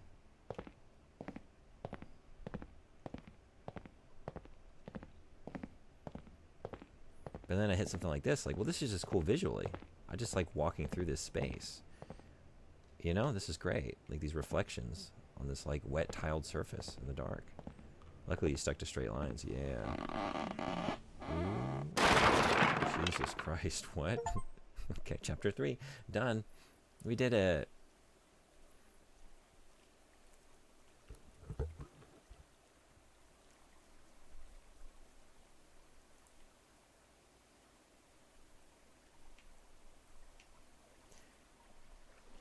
Did I just fall through something? I did. I fell through the floor, huh? Man, I'm getting real busted up in this game. That water slide, man, the impact of my body coming out of that slide full speed into that tile, that I could feel the pain. Shit. It's so nice to see these maps without all the screwed up and janky looking monsters. Do you mean that there's, like, something out there where these are populated with monsters? Like, is that something that exists? Like, as a mod, or... Maybe I just read that incorrectly. Magic, though, apparently. Yeah, I don't know what's going on with that. Back rooms? Oh, that's what you're talking about? So there are monsters in the back rooms? You want stars? I'll give Hey, you Delta stars. Stars, thank you so much for the raid. Welcome, Raiders. How you doing? Much appreciated. We finished Sweet Home a couple hours ago. So now I'm just kind of relaxing in some pools. Just enjoying some kind of spooky, weird environments. Sounds like you were doing something much spookier. I have not played Five Nights at Freddy's. I was just saying earlier, I don't really have any experience or knowledge about this series. How are they? Should I check out Five Nights at Freddy's?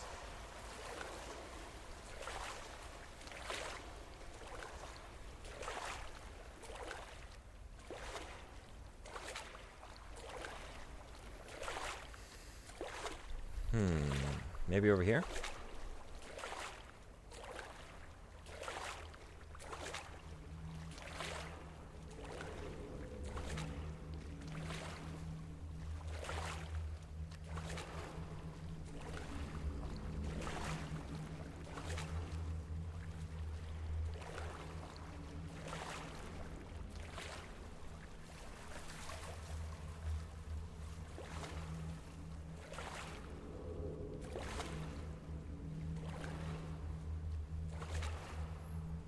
I was thinking of a game that looks almost identical, but it has monsters who can hear you. Oh, really? That would be scary, like, because I make so much noise going through the water. Like, if it were built that way, like, designed that way, where you have to make choices, like, you can take a long way around that has its own hazards, or you can try and take a shortcut, but wade through water that alerts monsters. Yeah. That'd be something to do here. Or we just, yep.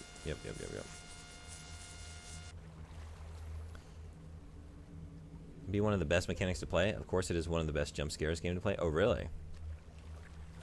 Okay. It's a very goofy face. I was thinking the same. I was thinking, that's not creepy. It's just, I don't even know what the expression is. What is the expression on this face? It's like surprised and like sort of like the way it's open mouthed, but then there's like no hint of that expression elsewhere. It's sort of just like, oh, more like a yawn, I guess. Yeah, that's a yawn, right? It's a man imitating a Muppet.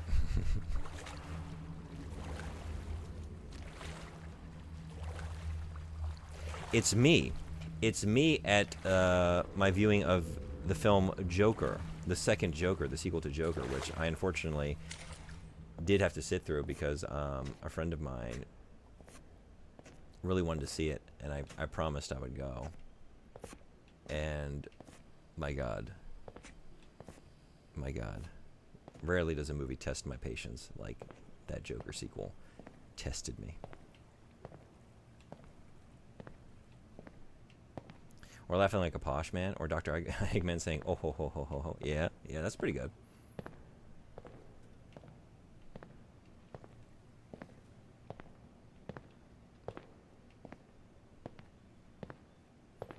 Yeah, I don't hear great things about Joker 2. Don't do it to yourself.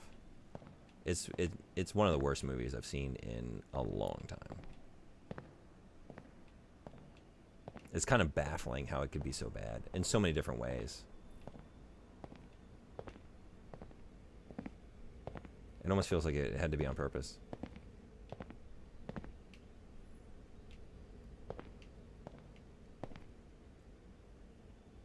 Just one of those movies you wish didn't have a sequel, and they make it, you get proven right. Yeah.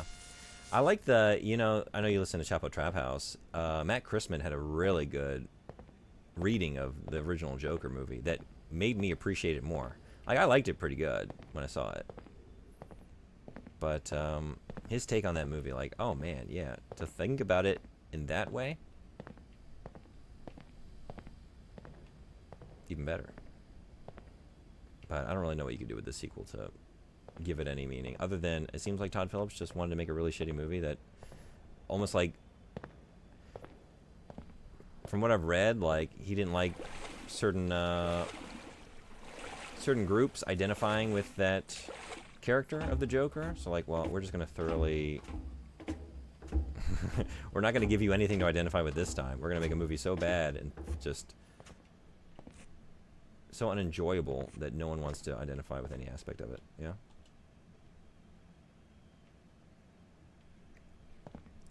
Oh, their Joker review was fun. Yeah. They had Cumtown on that for that one too. Did they? Okay. I'm trying to remember. Like, I know they did some collaborations in the past when that podcast was still going.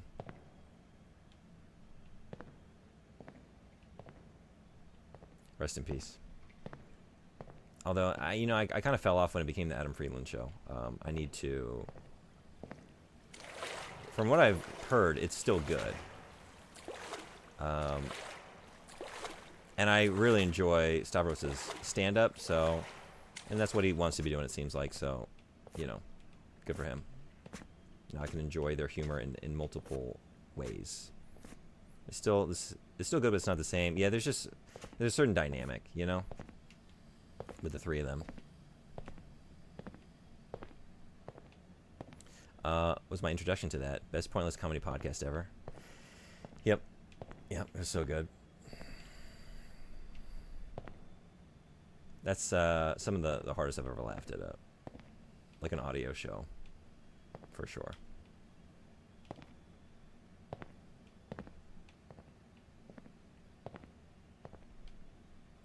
Same thing with Chapo, like, I know it's I think Matt Christman had a stroke. Is that what happened? I don't know if they've really said what it was, but I miss him, man. Like to me, he was the most important voice on the show. Back problems, I heard? Oh, really? Chronic? Is that what it is? Okay. I thought it was like some really debilitating something like that. Maybe I just like saw some unfounded Reddit post or something that said stroke. But what does anyone know if this information hasn't been released? And I thought, oh my god, but maybe that tracks because he's been out for, my god, is it going on like 2 years? Over a year, right? Because I feel like, because I listened to his, I never really watched his Twitch streams, but he would put his Twitch streams out as like an audio show, and he would do like reading clubs. And I read through a couple books along with his show. Like he did the one, was it The Dawn of Everything, I think was one of them. And then there was another one, like The Making of Capitalism or something like that. I'm trying to remember the exact name of it. But there was one other one that I was about to start reading along with the show, and I think that's the last thing. That's going back a couple years, I want to say.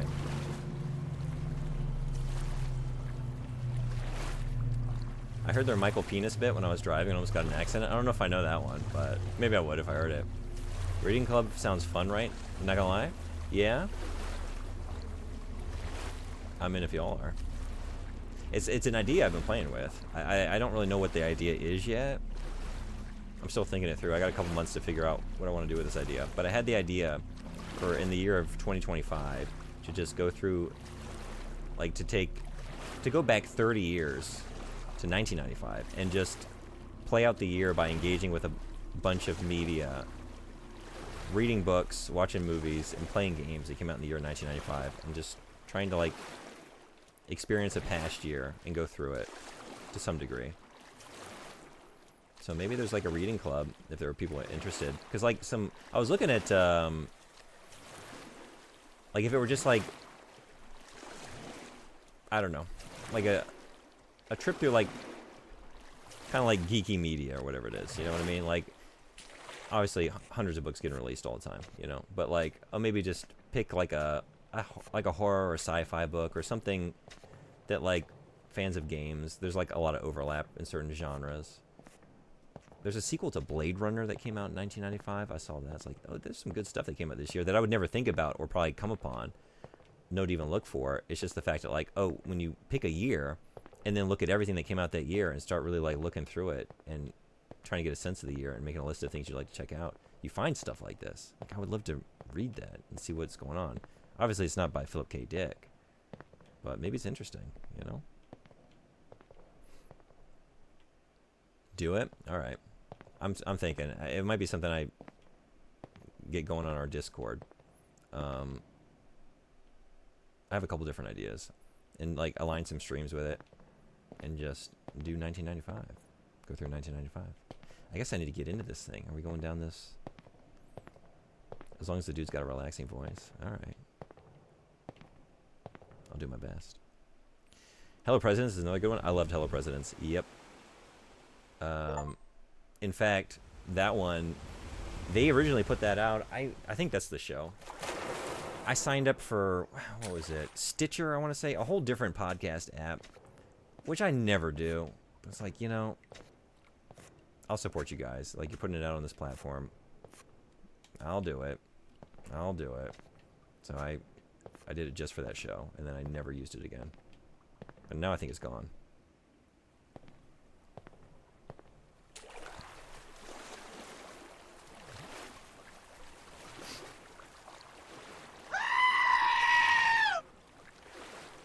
You're trying to get me. Trying to get me when I'm taking a sip. And one of these days, you just might. Hey, Silent Shelf, what's going on? Welcome. I thought that was a Sodenbori, to be honest. We're wading through some pools. I finished Sweet Home. It kind of took it out of me. So... there we go. Oh, God.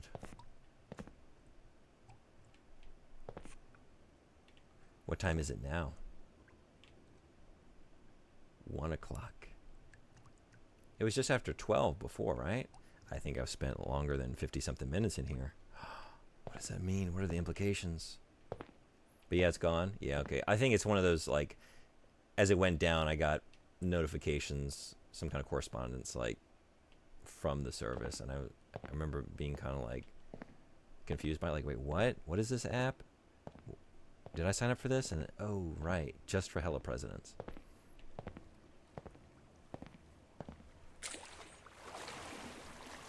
Maybe, I don't know, was Blowback, was there something similar? I seem to be remembering, like, but maybe not. Maybe I had that wrong. I'm thinking, like, when Blowback first came out, was that, like, a paid show only? Or, like, on a different service? I don't know if you've, PM, gone through Blowback. I have a feeling you might have. It's in that sort of, Chapo adjacent ecosystem. Tell me about this game. What you see is kind of what it is. So it's just a lot of kind of weird, off-putting, strange pools. It's just wandering through environments. There's no combat. There's no puzzles. It's really just like you wander around and you try and find the exit. And there's like weird objects along the way. And then there's like slight occasional fantastical happenings, not really, but like certain things in the environment that, like, I'm walking through these like kind of wispy or like bubbly things floating around, and like some doorways are opening up, but it's like not a lot of that.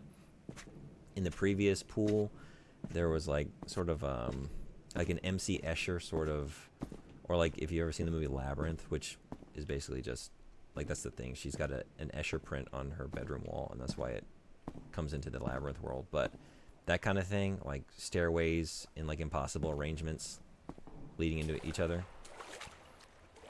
There's like a little bit of that, but mostly it's just stuff like this. But yeah, no dangers. That's kind of why I chose to play it.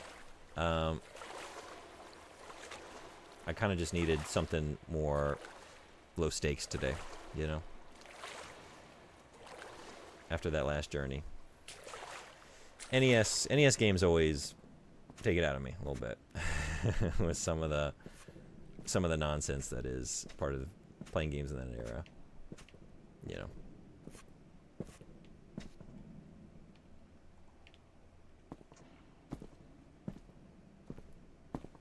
Well, you can just walk right up. Yeah, I didn't expect to be able to do that, but I thought, let me just try, and then, whoa.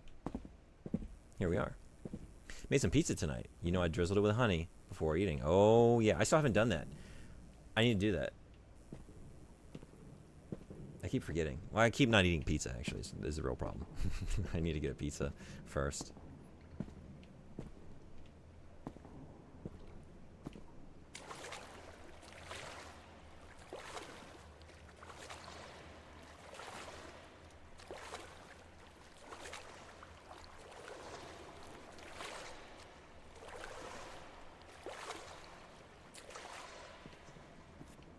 What else is on that pizza? I'm trying to live vicariously through your experience there. This is the second time pizza's been brought up today. Mr. Red Eye was in here earlier talking about an amazing pizza place with New York style pizza that I guess he's saying is pretty authentic, pretty good, down in Tokyo.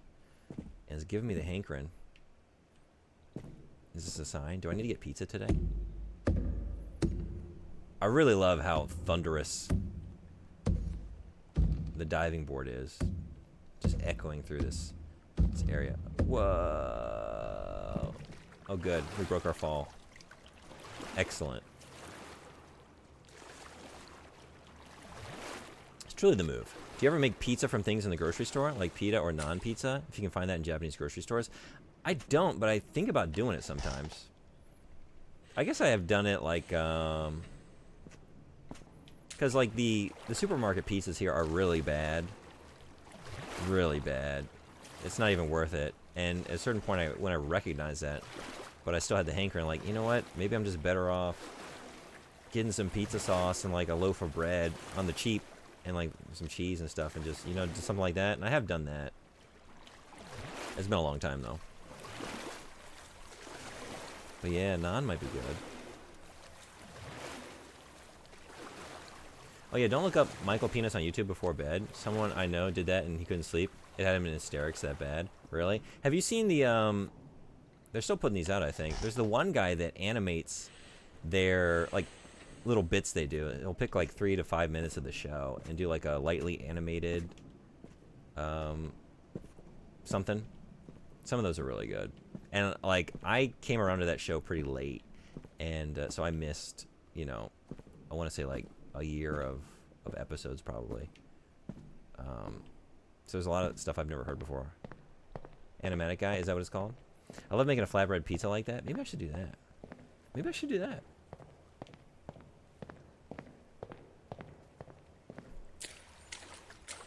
I was thinking like once, I think maybe I'll finish this game. I'm on chapter 4, I want to say. Am I on 4 now? I think there's 6.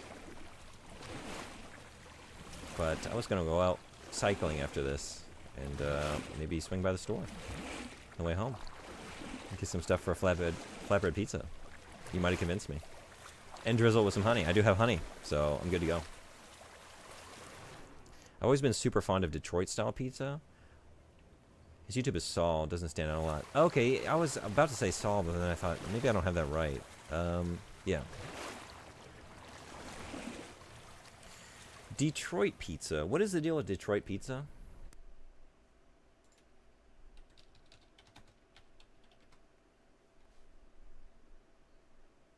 A rectangular pan pizza with a thick, crisp, chewy crust. Okay, I guess I have had this. Yeah.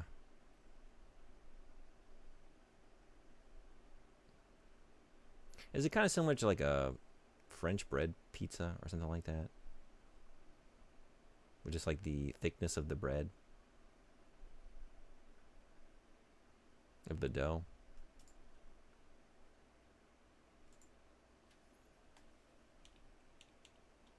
Looking at that. Pizza time? Dude, now that I've actually looked at an image of pizza, I think it has been decided. I think it's been decided. It must be done. Especially, I'm pretty hungry. It's 1:30. It's time for lunch. It's been time for lunch. You have to, it's a sign. Oh, is that the sign? Do I need to put pineapple on it? I'm not opposed to that. I can get down with some pineapple on pizza. Depending. It's all like, what are you hankering for, you know? Pools, hot tubs, and bitches. Mr. Red Eye, we're still talking about pizzas. You gave me the origin, the initial hankering, and now it's being really exacerbated. It's not a bad thing. It's being compounded by everyone else here. You might have had it at a U.S. school. Basically, everything laid into a bread tin, not quite stacked high, like a deep dish would be. Well, that's what I was thinking. Like when I was saying, like I remember my school would do that kind of like French bread style pizza sometimes, and it's kind of making me think of that. I'm sure it would be better than, you know, that rectangle of pizza that I got at U.S. public school. Pizza's pretty good. Yeah. Y'all heard about this food called pizza? It's kind of a deep cut. Kind of a deep dish cut, depending on how you like it.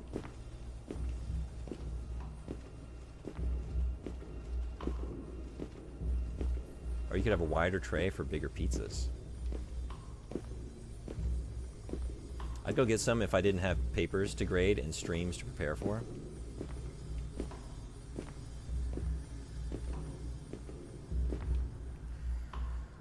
Ah, yes. The Sunday teacher life, grading papers. I don't do too much of it these days, actually. Occasionally. Since like a large percentage of my job is like extracurricular, there's not a lot of homework for that. It's only occasionally. Like test prep season. But back when I worked as a teacher in the US, man, every weekend. Silent Shelf, you're still living that life. Yeah. Do you do your grading on Sundays?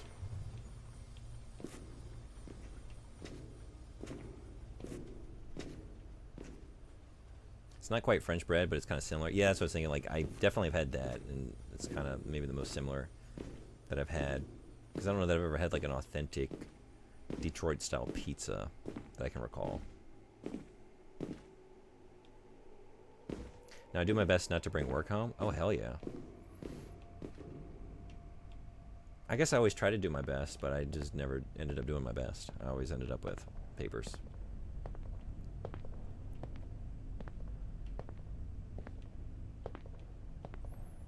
Especially when I worked, man, the one charter I worked for, like, you had a planning period, but you didn't really have a planning period. There was always something else for you to be doing. So I never got much grading done at school.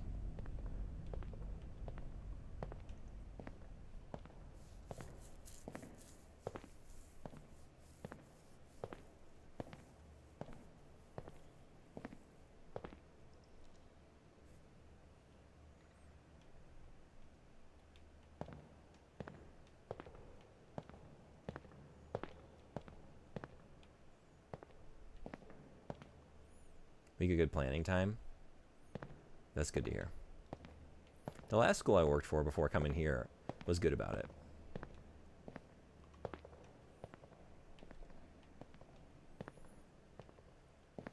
But still never really finished it all regularly. Sometimes, but there's usually something to do. And then that year I was doing like an after-school engineering club, which I had no business teaching because I don't really understand that subject matter very well, but enough to teach it to 4th graders. And it was mostly just like making toothpick bridges and different things, doing experiments after school. But there was always like a lot to prepare for that too.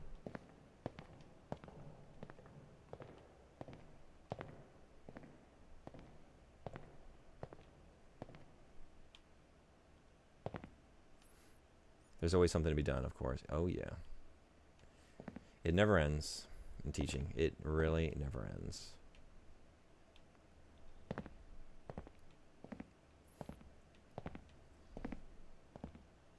Okay, I'm really liking this. This is what I'm looking for at this point in the game. Like, now that we're in a couple chapters in, yeah, start having me walk on walls and go upside down and stuff. This is fun.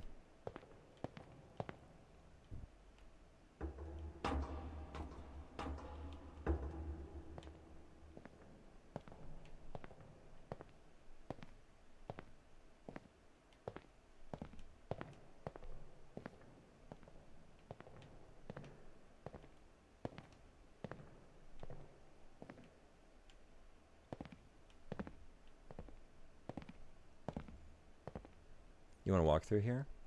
Yeah, would you hang out in some of these pools? There have been some areas like I wouldn't. Whoa! This isn't one of them. Oh no. Oh no. What have I done? Where am I now?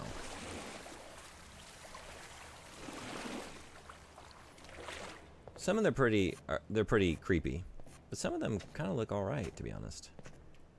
And some of them, like these water slides, they're all so dry, no moisture at all. So we just listen to it, you know? I can feel it. I can feel my skin getting rubbed raw as I plummet down these dry water slides.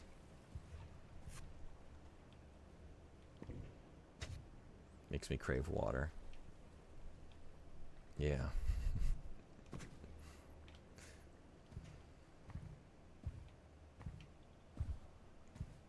What am I craving more now? Water or pizza? You don't have to choose. We can have both. In fact, it's probably advisable to have a beverage with the pizza. Although, room temperature tap water that I've got here is maybe not the most exciting choice.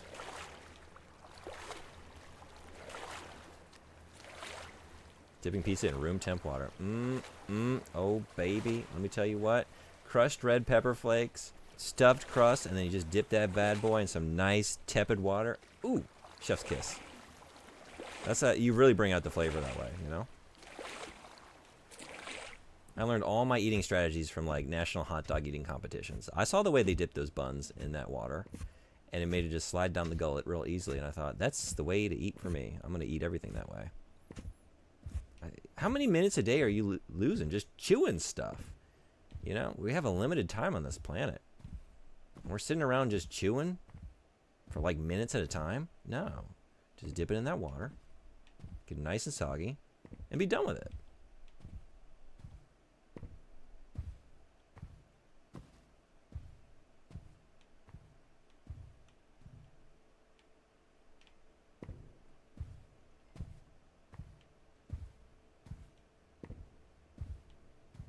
I don't dip, but I do take a sip after a bite.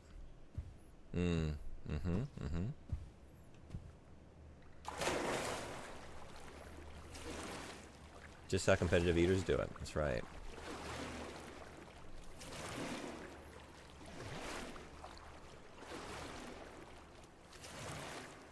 I'm on an all hot dog diet. I'm trying to live just like the pros do, you know?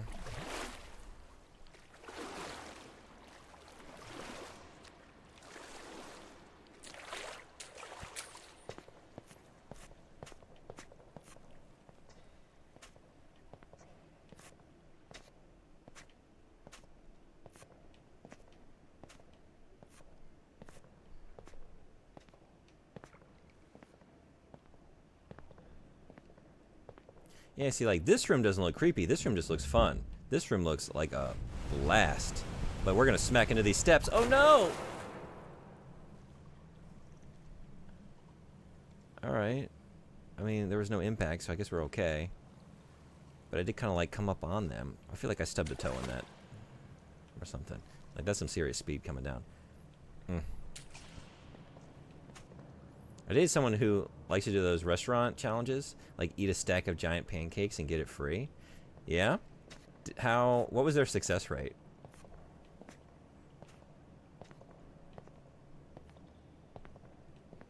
Actually, I have a couple questions. I'm curious about this situation, if you don't mind sharing.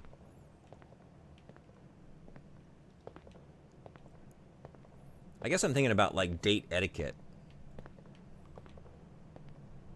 Pretty high success rate? Hell yeah. Did you ever go for any yourself?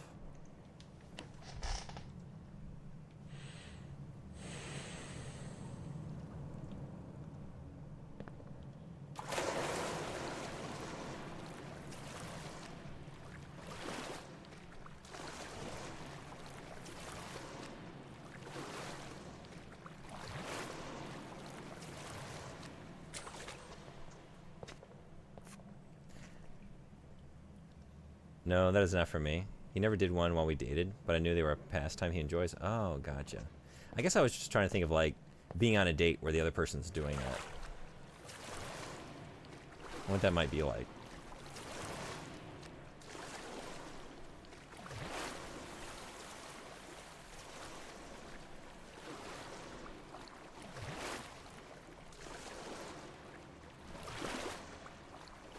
I don't think I'd enjoy that experience. It would be interesting. Maybe I should try it next time I'm out on the dating scene. What do you think? As a first date. You know, you just like...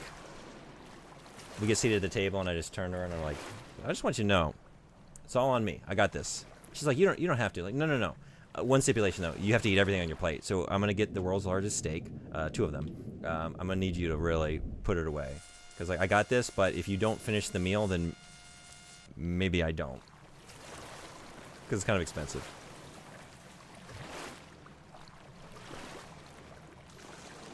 Now we're giving the pizzas baths.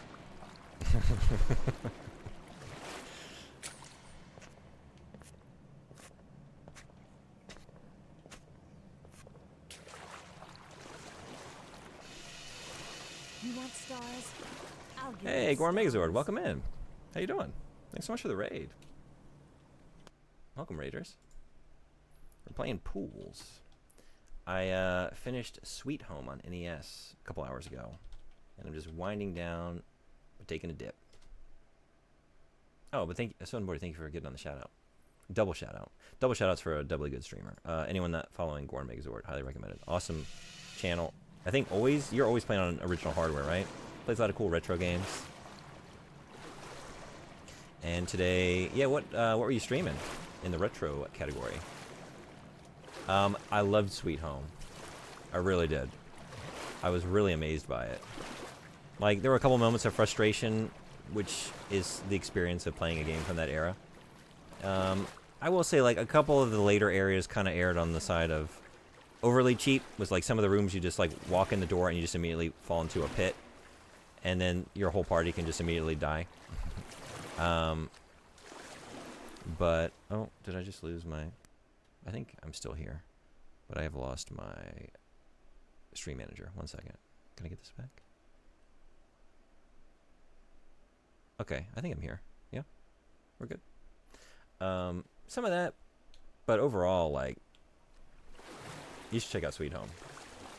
I'm going to recommend it to anyone who has an interest in retro games and, like, the survival horror genre.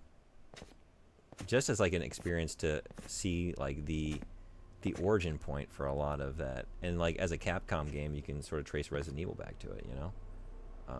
Yeah. Really cool. Did you finish in time for your podcast? I did not. I did not. I streamed it this morning at the exact time I was supposed to be recording said podcast. I messaged my co-host last night and I was like, look, I just streamed for 7 hours. I'm really exhausted. I tried my best. I was working on this game all week. I thought it was going to be shorter. I couldn't get it done. Can we push it a day? I have a great co-host. Shout out to a Bo from Source Not Found. Yeah, so we're going to do it tomorrow, which is good. A huge relief.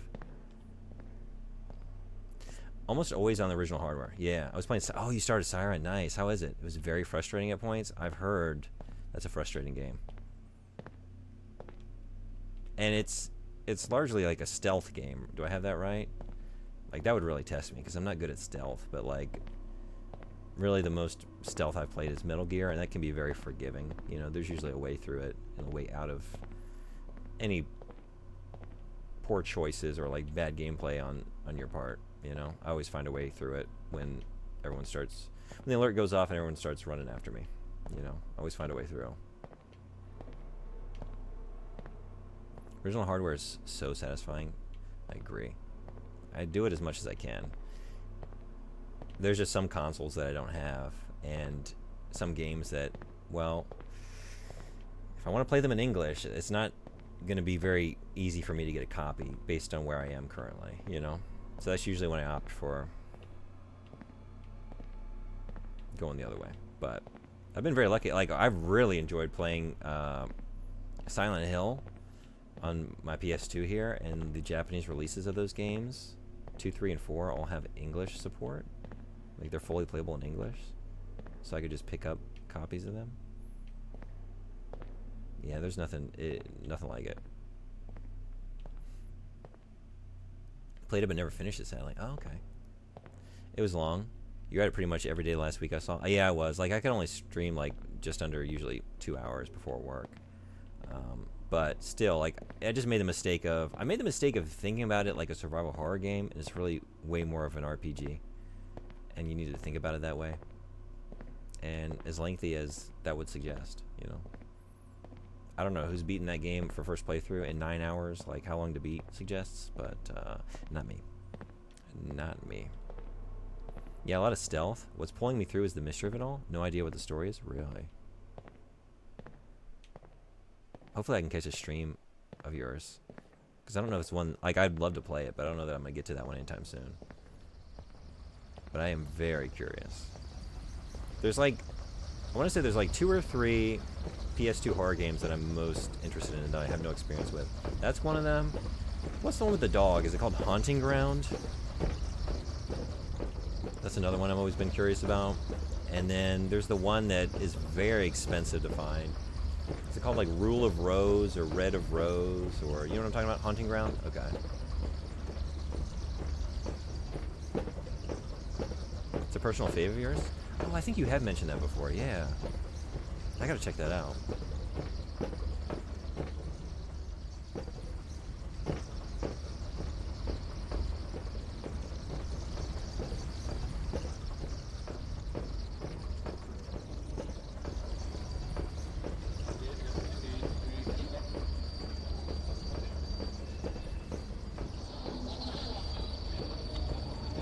Rule of Rose. Is that the one? Yeah. Mucho dinero to buy that one. Yeah. I wonder if it's any. I wonder if it's any cheaper over here. I mean, it could be cheaper and still very expensive, you know. I think like one that I've looked at before is Panzer Dragoon Saga because I've always wanted to play that, and that is astronomical prices in the U.S. Still pretty expensive in Japan, but not as bad. So maybe similar situation. Oof. Yeah, I don't know anything about that game. I've just kind of heard a little bit about it. I'd like to check it out.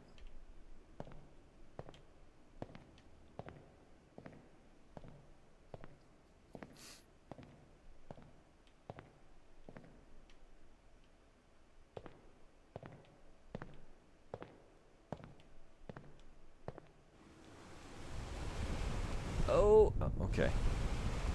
Oh my god. So I was complaining about the chafage on the dry water slides, but sliding down these tiled, oh god. The tiled ramps.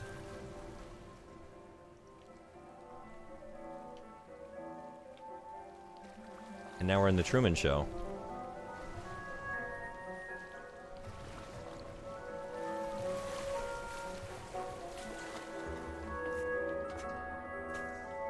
Let's go give a knock on this door and say, good morning.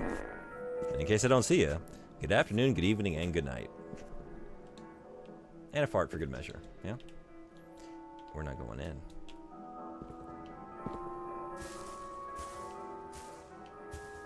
You stay classy, San Diego. Are you going for it? I do have it on there. I don't remember which one it is, though. Oh, I think it's welcome. No, or maybe good morning. It's not a goodbye, so I think it might be morning.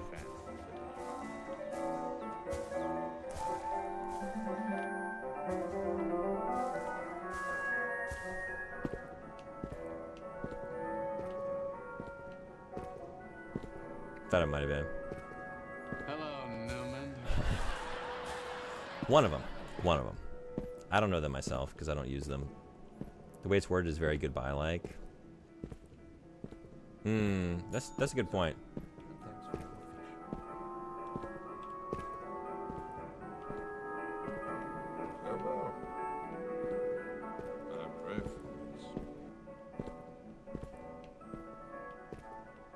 We'll get it someday.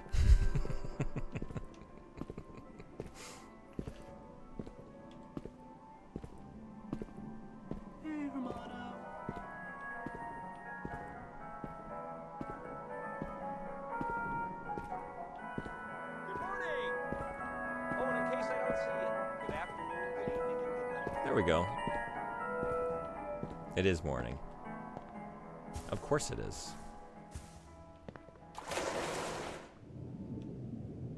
And good night. And good night. Yeah, I kind of know what those are going to do, but I can't help it. Just can't help it.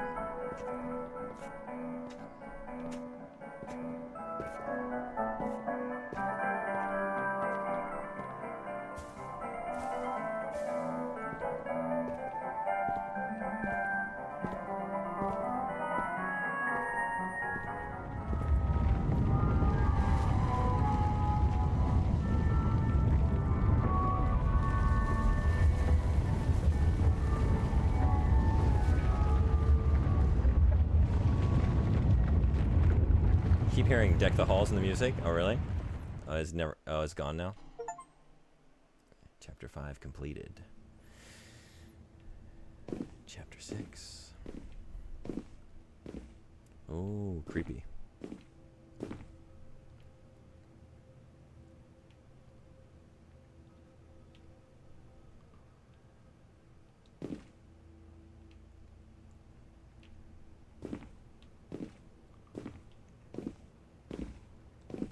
You heard it too? Oh man, I'm gonna have to go back and listen and see if I hear it.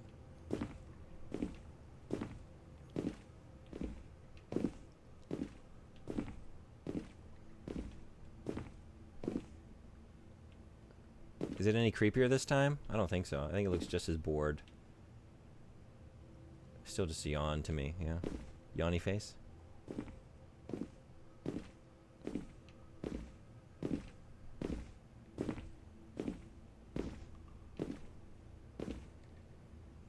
Is that what this game is about? Is this a quest to find Santa?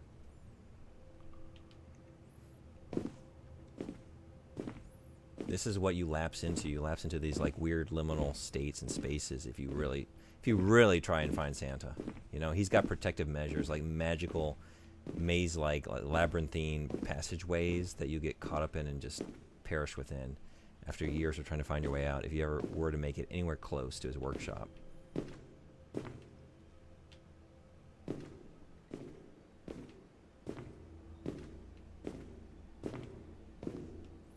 Oh, am I on the other side of one of the initial areas?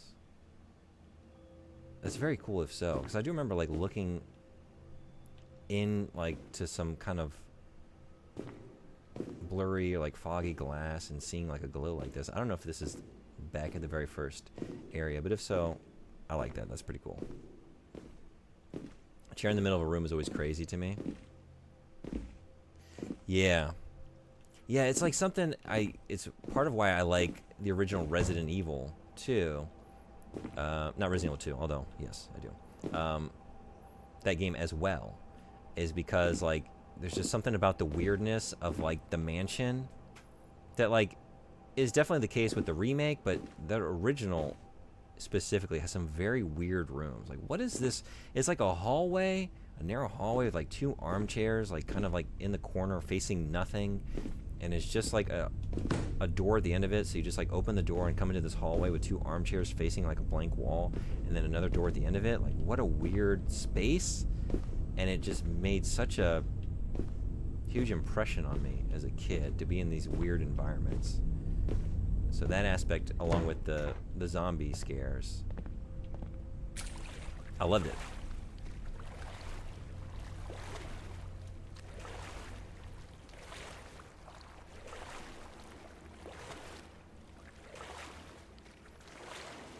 We got some ads rolling. I didn't realize. Sorry, I didn't warn y'all. I'm going to take like a 1-minute break. Stand up for a minute. But I think, however long this chapter is, I'm pretty sure this is the last one. I think I remember seeing 6. So, maybe finish this game up and leave it there for today. But I'll be back in just a minute to do that. So, see y'all then.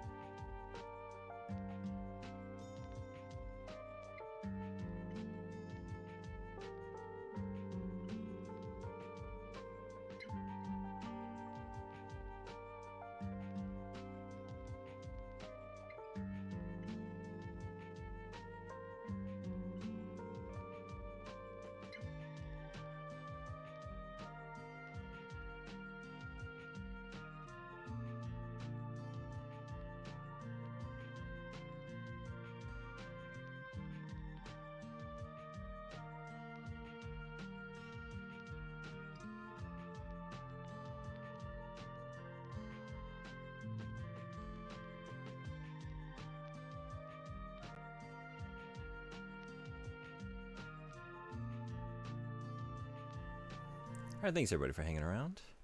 Yeah, Silent Hill 1 tunes. I really like that track.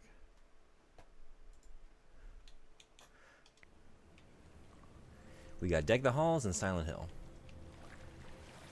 The playlist is complete.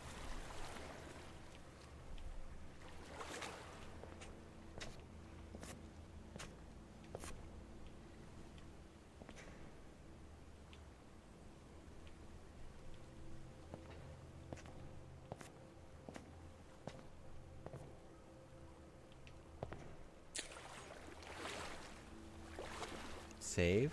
Hey, Emissary, what's going on? I don't think I have a save. Yeah.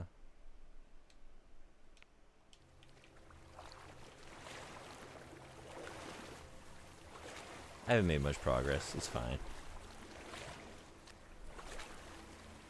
Just playing with some friends. What were you playing?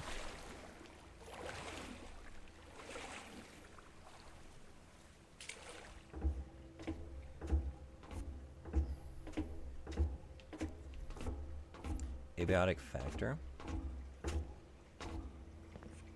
I don't think I know it. Is it good?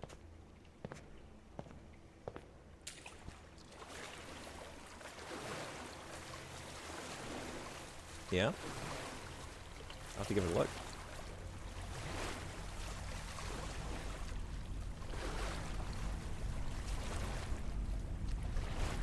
Best survival game of 2024? Oh, really? Nice textured floaties. Yeah. The sound I got when I bumped into the first one gave me like this really good tactile sensation, but I was looking for more of it, and then I didn't get it. So I was kind of left wanting. Ooh, alright, time for slide.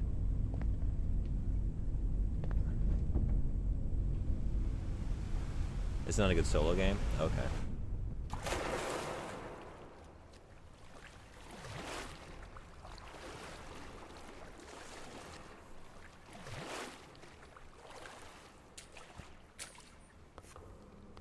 If you had to pick one, would it be Subnautica? Is that your favorite?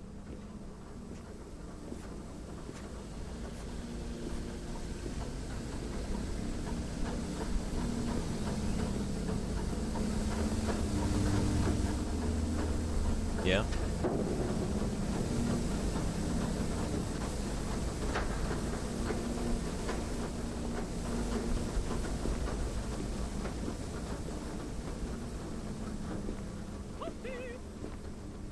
It is. A little too toasty.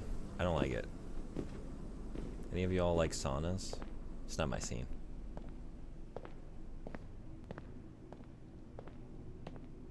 See, I wanted a lot more of this, you know, just like weird, you know, like assets from that belong in different environments suddenly appearing in like the more familiar tiled kind of gleaming walls and floors in a pool, and you just look in, it's like a bedroom with like a slide like that, and like a totally different form of lighting.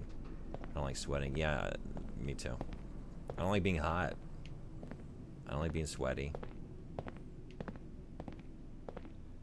And I don't like just like having to sit someplace and not be doing something, you know, under those conditions too. It's gonna make me feel really anxious. You're in this like enclosed space with a bunch of other like often like people you don't know. We're just sweating all together. No, man, I can't think of a less relaxing thing to do. No, thank you. I love warmth, but humidity makes me feel claustrophobic. Yep, so true.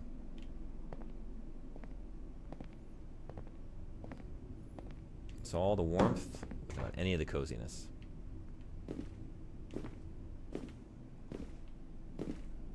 This is a crime. I feel like this should be. You should at least receive a fine to ever put a chair like this at a table like this, right? These chairs in themselves are crimes. These are crimes. Awful. Just awful.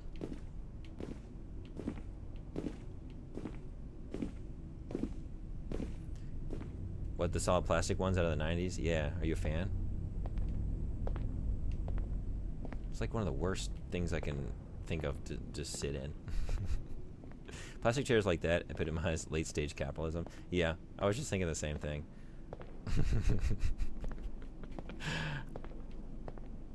We've totally given up on the concept of like beauty in our world and fixtures. When you find yourself sitting in one of those, like, these are the end times.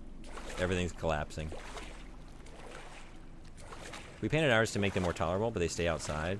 Oh, it was never the color. It was the... You're getting the worst of, like, rigidity, but then also, like, the flimsiness. You know what I mean? Like, a bench is, like, you know, rigid and sort of like it props you in a certain posture, and it might not be comfortable, and there's no reclining or whatever, but it's sturdy. These, you have all of that, but then if you make any like wrong movements or try and like lean, or you know what I mean, it's just like you're in danger of collapse. They just bend into themselves. I'll have a space heater and a mountain of blankets. Now you're talking. I'll take that over the white plastic deck chairs. Although I wouldn't want to bring all that stuff outside.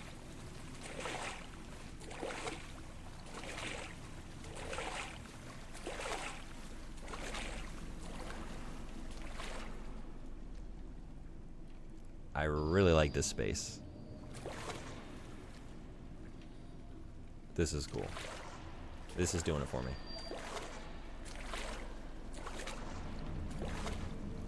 Loose on the loose.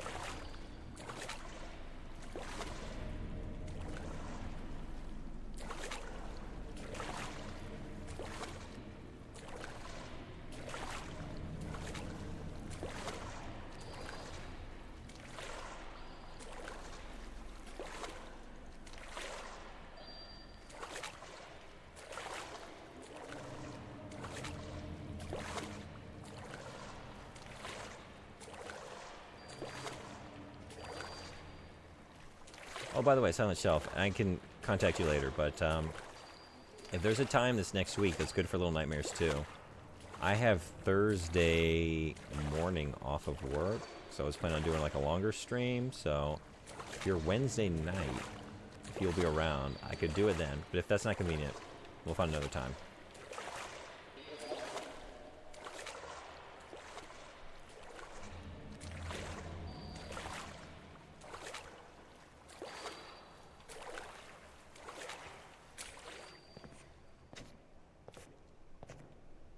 Is this where I came in? Did I just do a full loop? Is Little Nightmares 2 multiplayer? I don't remember that. Is there a multiplayer component? Oh, you're asking, maybe it's the way I phrased that, not to play together. Silent Shelf requested that game to be played on stream, and I started it, but I have not finished it. So just trying to find a time to continue. Okay, so I definitely didn't see this before.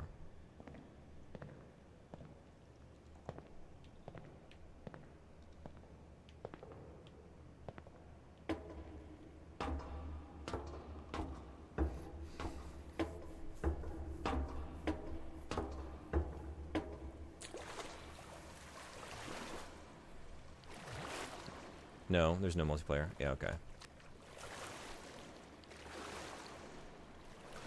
Am I going back? Am I backtracking? 3 will be? Oh, really? I didn't know that. Is 3 coming out soon? Is there a release date on that? Yeah, we can see. Yeah, okay, just let me know. If that's a time that works for you, I can do it then. And if not, I'll find another day. This might be where I started, huh? I don't remember. Where did I start this area?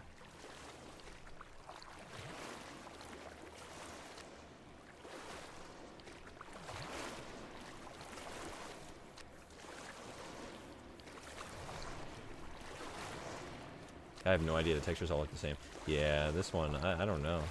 You said your Thursday morning? Yeah, that's a day I have the morning off, so I could do a longer stream. It might be long enough to play the whole game. Depending. Although this is me we're talking about, so probably not. At least 2025? Okay, nice.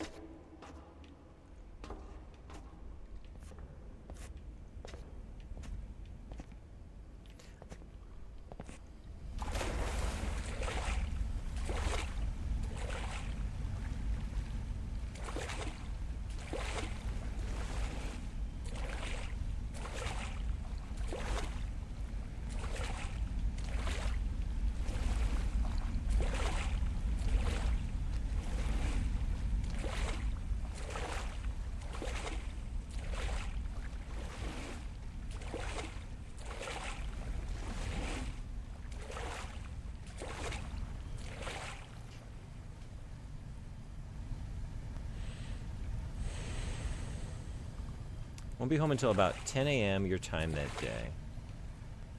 Okay. I could start it at that time. If you want.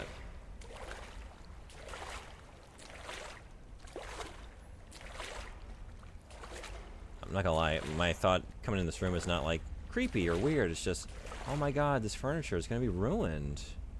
Look at it getting ruined before my eyes. It's a really nice set. Look at this nice living room set. Just, I mean, you seem to be enjoying it just fine. Oh, you're moving. Aw.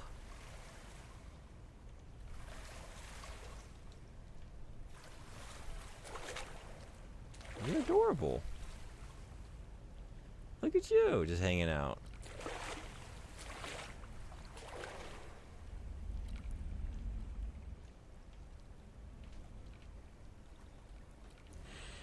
Okay. She's just kind of there. Yeah. We have a companion for you.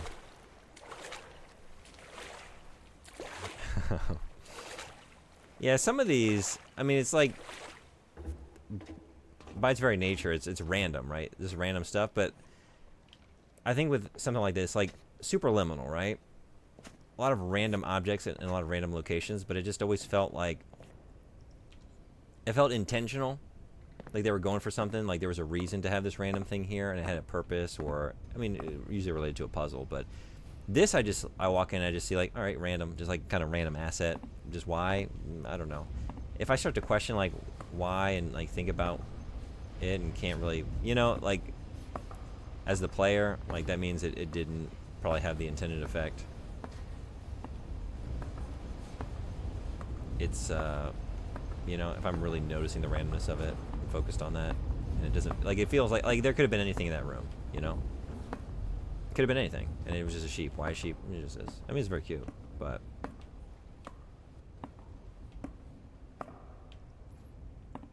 I had several dreams where I get lost in malls, elevators, and escalators, go to random floors, and I can't find the store I want or the exit to the parking garage.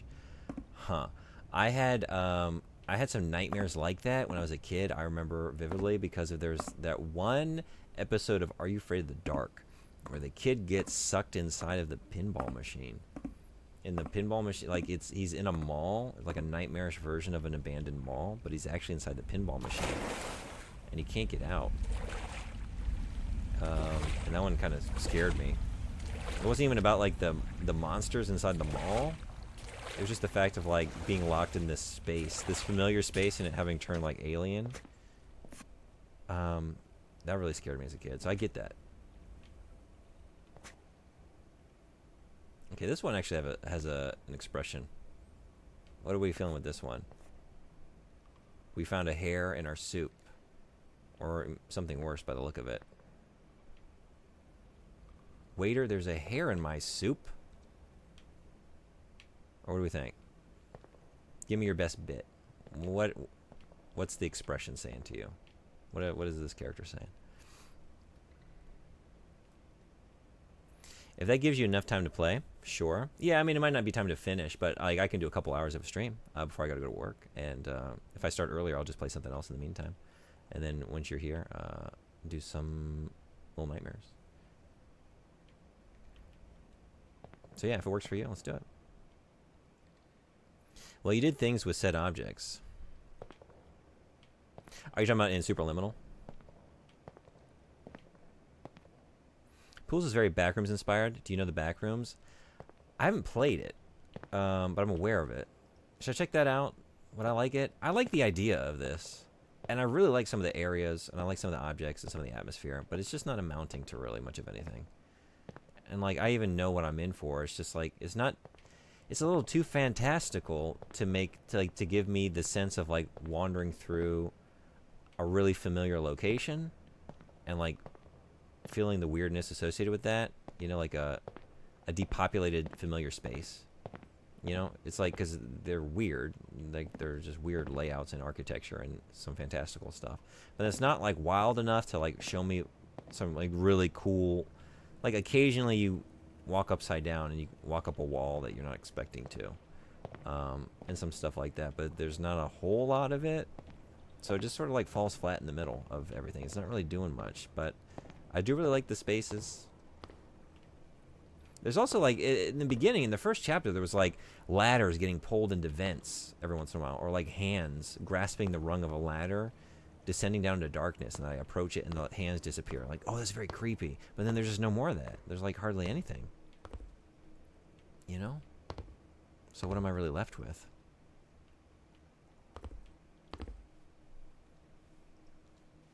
The getting lost in malls aren't nightmares. Oh. Wait, did I read that wrong? Dreams. So it's not bad? It's not a bad feeling associated with it?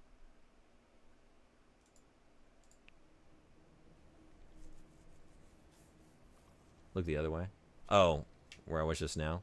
Yeah, but you know me. I love to just pick the darkest end of the hallway and just get in there just to make sure.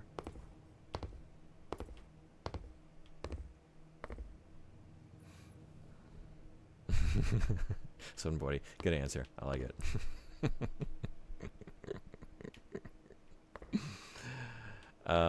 They sometimes feel like nostalgia mixed with anxiety, mixed with optimism, because I never worry about money in the mall. I buy whatever I want. I see. Yeah.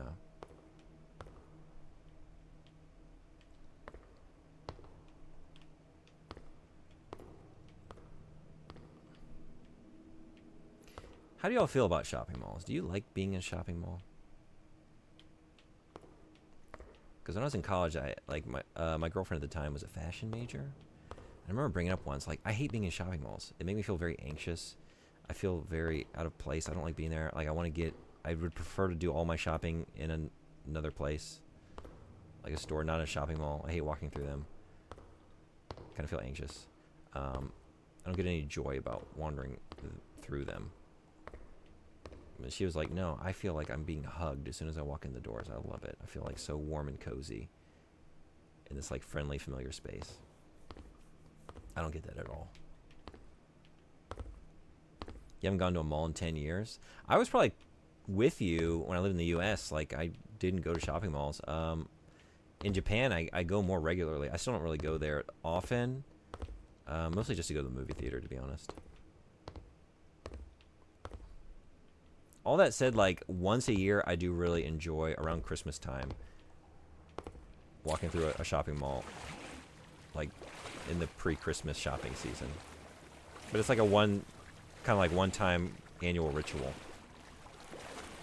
And kind of just like the joy of getting presents for people and being excited about that, and just like, I don't know, being amongst like a bunch of like pleasant humanity. Which is maybe more the case in these shopping malls here than the ones back home. Definitely more pleasant experience. But yeah, other than that, for whatever reason, I do get like the warm, cozy feelings during those times. But aside from that, I really don't like being in them. Just nothing there I'd want. Yeah, these days, I can't really think of many things. I like the demo for this game because I swear I could smell chlorine. Oh, yeah? The first couple areas were really, like, powerful because you get, like, all of, like, the gleaming tile and, like, the greenish fluorescent lighting and, yeah. As we've distanced from the pools into, like, more wild structures, like, there's more of interest, but then it just is just feeling like more just random assets. And it's just feeling more random than it is, like, jarring with like weird juxtapositions, you know. Well, you were talking about walking around a museum before. I feel like that painting saying nothing is saying something else. I was kind of talking over it. I did register it, but I didn't really look at the art. Did I miss anything good? Brew! Gotcha. Scared you. I like malls for Christmas shopping. It helps put me in the spirit. That's kind of what I'm talking about. Kind of like a one and done every year.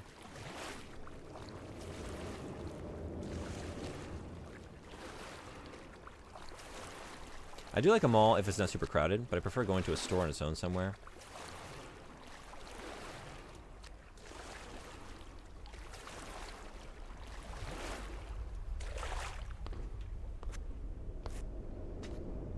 think the only shopping I really like doing is I like going to used media stores, looking for retro games. Or comic books and manga here, comic books back home. That's about it. And then I guess grocery shopping. I enjoy that. I miss nothing. Beautiful. I miss nothing. Yeah, that's what I do. I never miss anything. Always super alert and observant.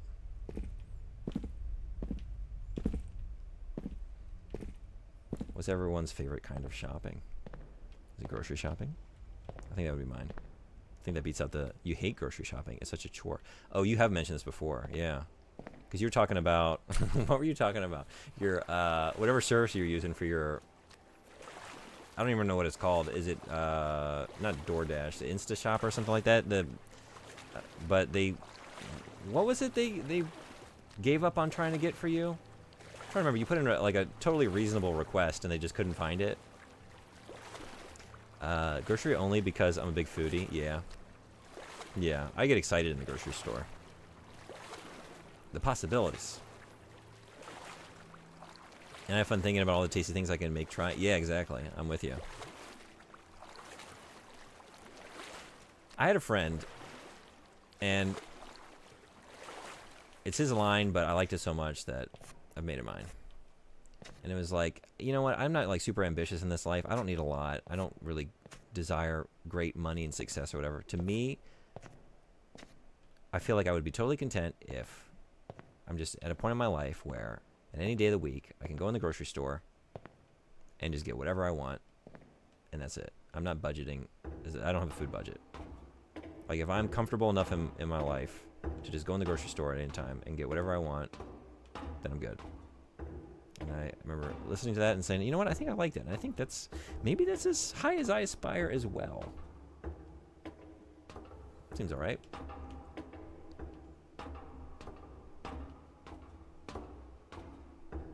Instacart, thank you. I know I really sound like a boomer in these moments, but it's just because I never used them, so I just, you know.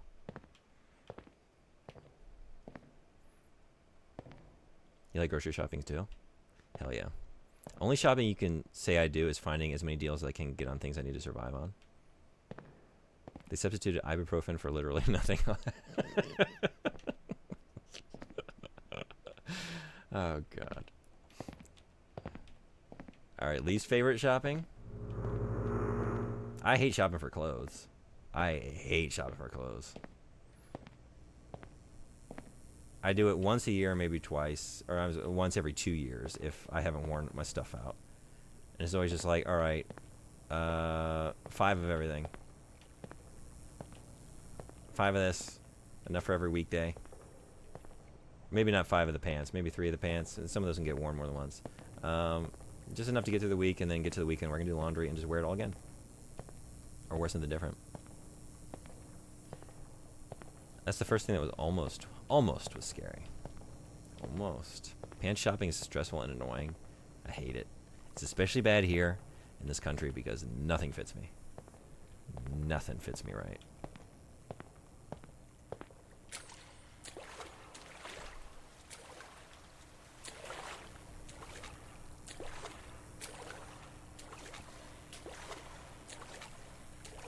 I'd say the most satisfying things to shop for are baked goods and coffee.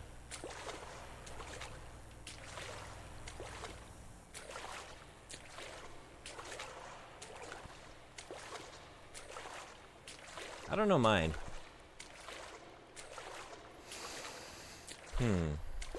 Those are pretty good though.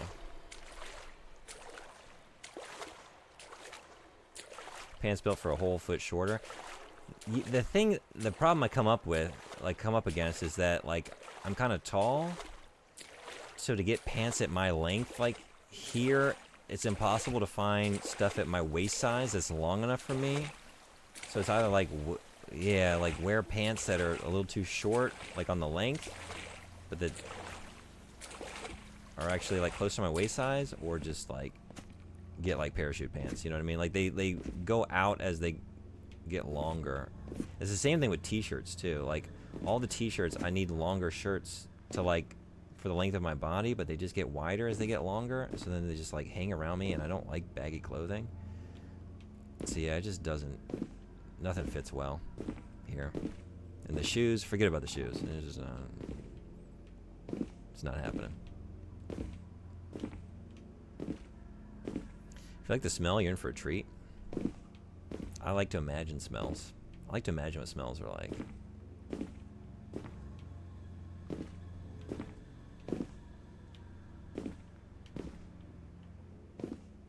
Winter's coming, but you could get some. Ooh, that was a good one. You didn't get me, but I could see that you tried. I liked it. I liked the attempt. Yeah. Yeah, I didn't even see that coming in. Brew. Gotcha. Scared you. Scared you. Nice try. So winter's coming up, but you could get some mean jorts that way. Oh, yeah.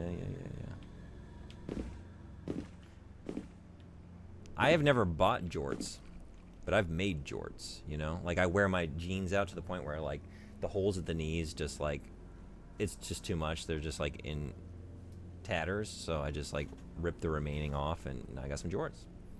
I feel like that's the way to do it. I don't know. I like clothes, but I hate clothes shopping. In the USA, everything is designed for obese people or spans. Costco and department stores don't even carry anything I can fit in unless I buy children's clothes. I feel like whatever you're looking for, maybe it's just like the nature of shopping. Because I feel like there's the opposite perspective too. You know? Where if you're like looking for plus sizes, sometimes you have very limited options as well.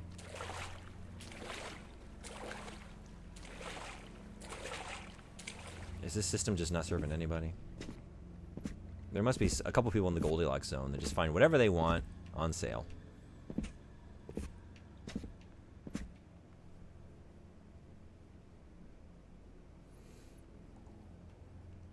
Do you actually buy children's clothes, though?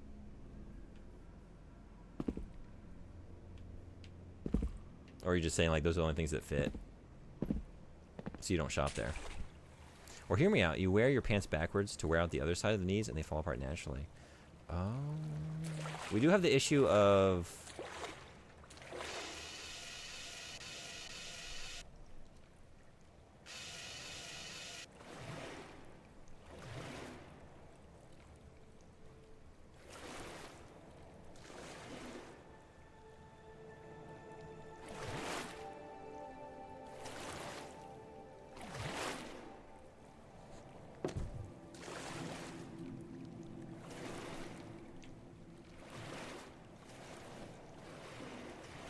Right?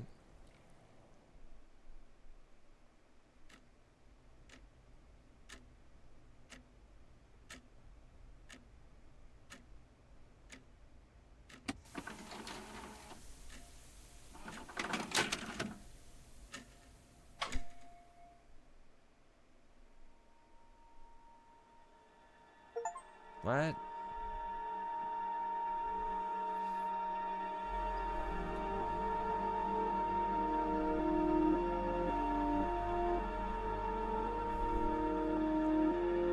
I don't think that did it for me.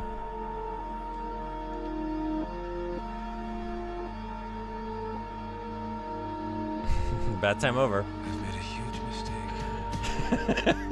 Excuse me.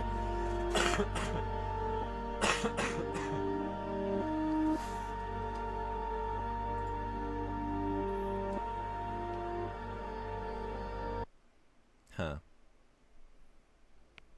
Anyway, I started blasting. Now I don't see so good, so I missed. That's what this game needed. Where are all the guns? There were no guns in this game. Money back. No, I mean, I didn't hate it. I liked a lot about it. I've never asked for my money back on a game. Because, I don't know, like, I appreciate the work that went into it, you know what I mean? People worked hard on it, and they designed some cool environments, and there were things to appreciate within it. I wouldn't recommend this game. Ultimately, I don't think I really liked it. There just wasn't enough there. But it was fun. I mean, actually, you know, I had a good time. Just wandering around and streaming it. So, sure.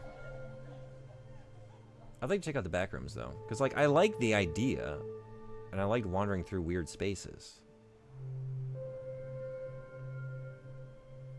You just in time to watch some pools? Hey, Anime Freak, you're just in time to see us get out of the pool. Cue the lifeguard whistle and Adult Swim. We gotta go. We all gotta go. Wait, I'm an adult now. I can stay. That whistle though, right? When you were a kid, is that like the worst sound in the world?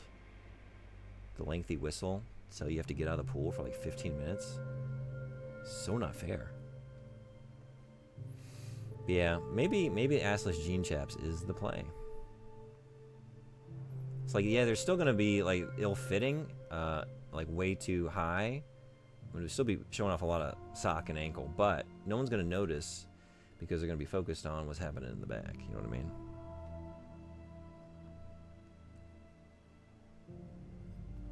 Backrooms video games are way more horror than pools. For your information, good. I would love that. Yeah, I don't know. I just thought this looked kind of interesting. Thought I'd try it out. Try out something new. And I needed something that wasn't too stressful after Sweet Home. So you know what? It did its job. I enjoyed it for all the reasons I played it today. I think, yeah. Give the classrooms a look if you want the spooky version. Yeah. Oh yeah, you mentioned that earlier. Let me pull that up. Yeah, I know. I gotta believe. Anime Freak, did you finish all of Alan Wake? Are you done? Are you moving on? Yeah, this looks... I want to check out some of these. Okay, cool. No, it never ends. That's what I remember. Have you finished the main game? Are you onto the DLC? Or are you still working on the main campaign? I'm off to sleep. Good night, everybody. Thank you so much for coming. Hope you have a good rest. I am also leaving. This is going to be it for today. Finished 2 games. It's a beautiful day, and I want to do some cycling. So I'm going to go do that. And maybe y'all have given me such a hankering for pizza stuff that I might pick up some stuff on the way home. Some pizza-related products. I don't know what it's going to be.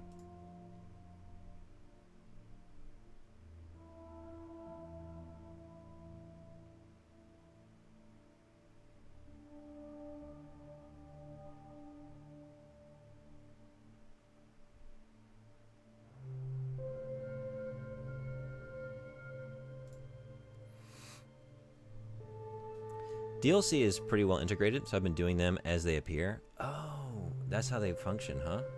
But you can just access them at any time, right? You don't have to play that way? I think I remember hearing that, because I do want to play the DLC soon. They're in the menu? Cool. Okay.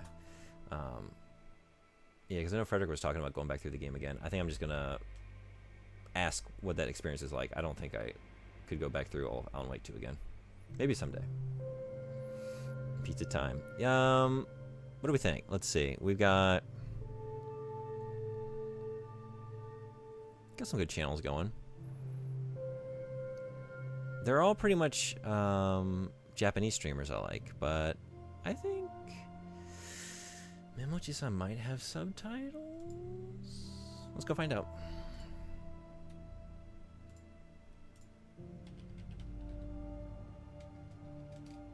Oh, right. What is Memo? Okay. Here we go.